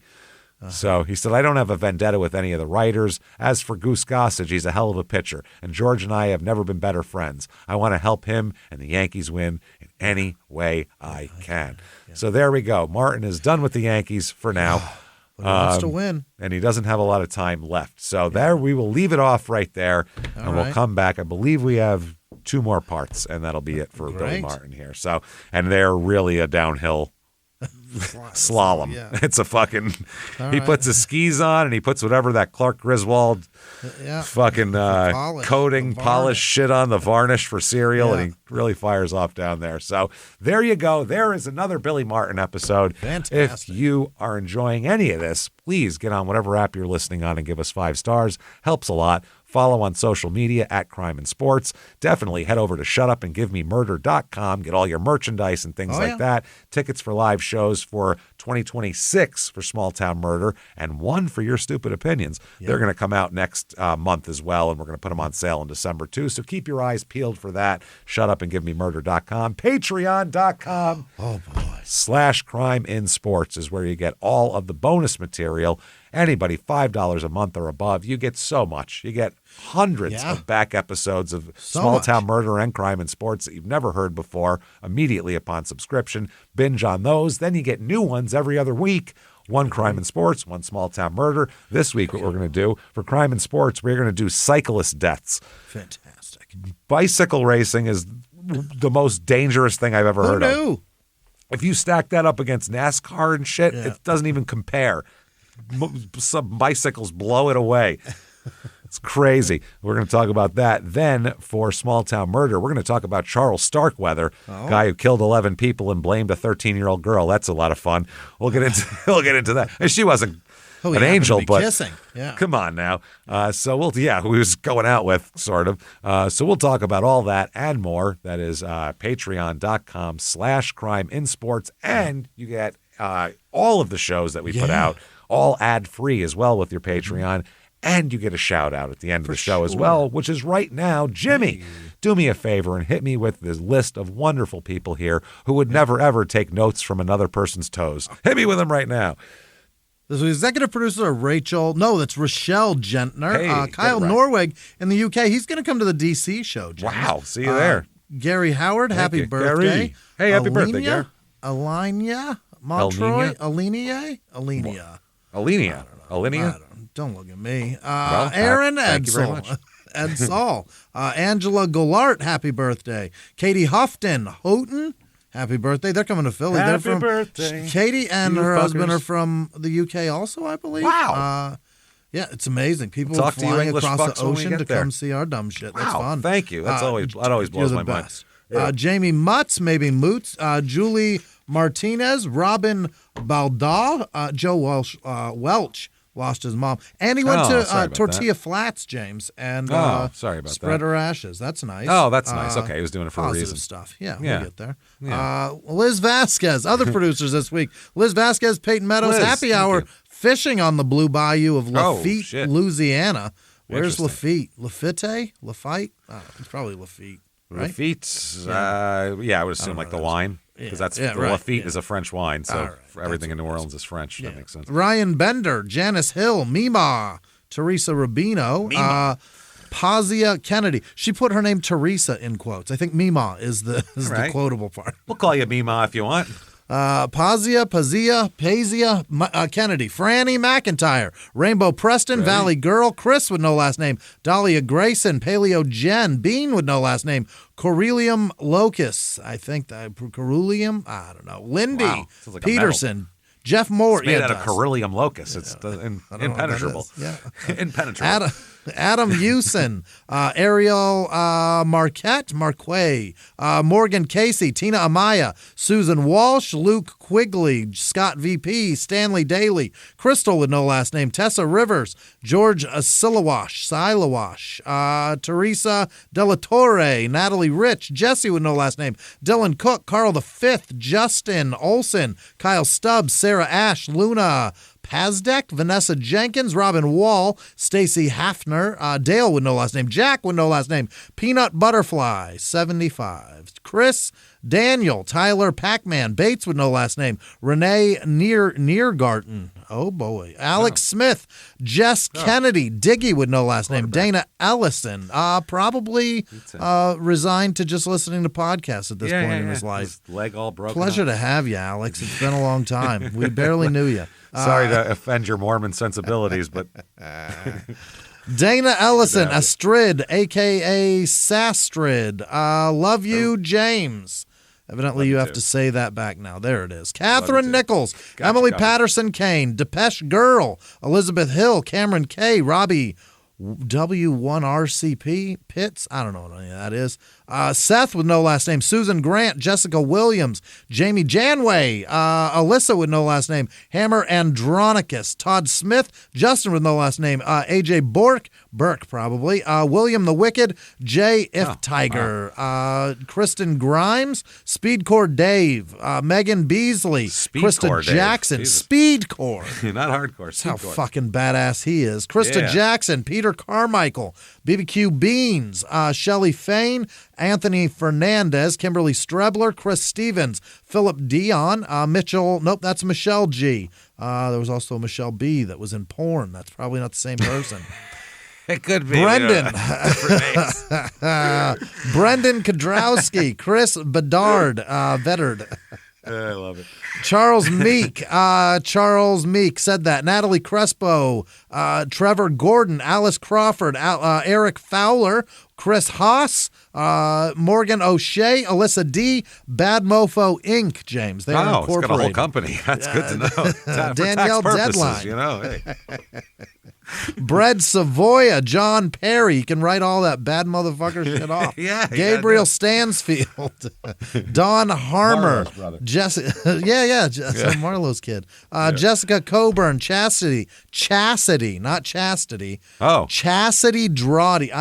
They fucked your name up, Chastity. Damn, it's we're supposed sorry. to be Chastity. We're sorry your parents did that to you. They missed a T. Sarah Young, Johnny Diaz, Lindsay Boyd, Rebecca with no last name, Mark with no last name, Chris Carr, Eric McMahon, Flapjack Short Stacks, Annie Nair, Jill Hanglin. Oh, we're getting that Nair money. C. Jean, finally. C. Green, 91, RD Zepp, 3, Jacob with no last name, Katie Olson, Herman Horsehair, Bug Fuzz, the third, JC Novacek. Wow. Who was there Jay a Novacek? Yeah, the tight end for the Yeah, Cowboys. that's what it was. Yeah. I see check and I go basketball. Yeah. Kinda with no last name. Brenna and Matthew Richards, Kelly Rogers, Mike Robinson, Amanda Fredericks, Lord Skull Fucker. Oh. That's gross. Wow. High You could exalted tone that position. down. Crystal Smith, Brennan Till, Jeff with no last name, Amos with no last name, Steve Stevens, L'Oreal Testa, Andrew Glenn, and all of our patrons. You're the best.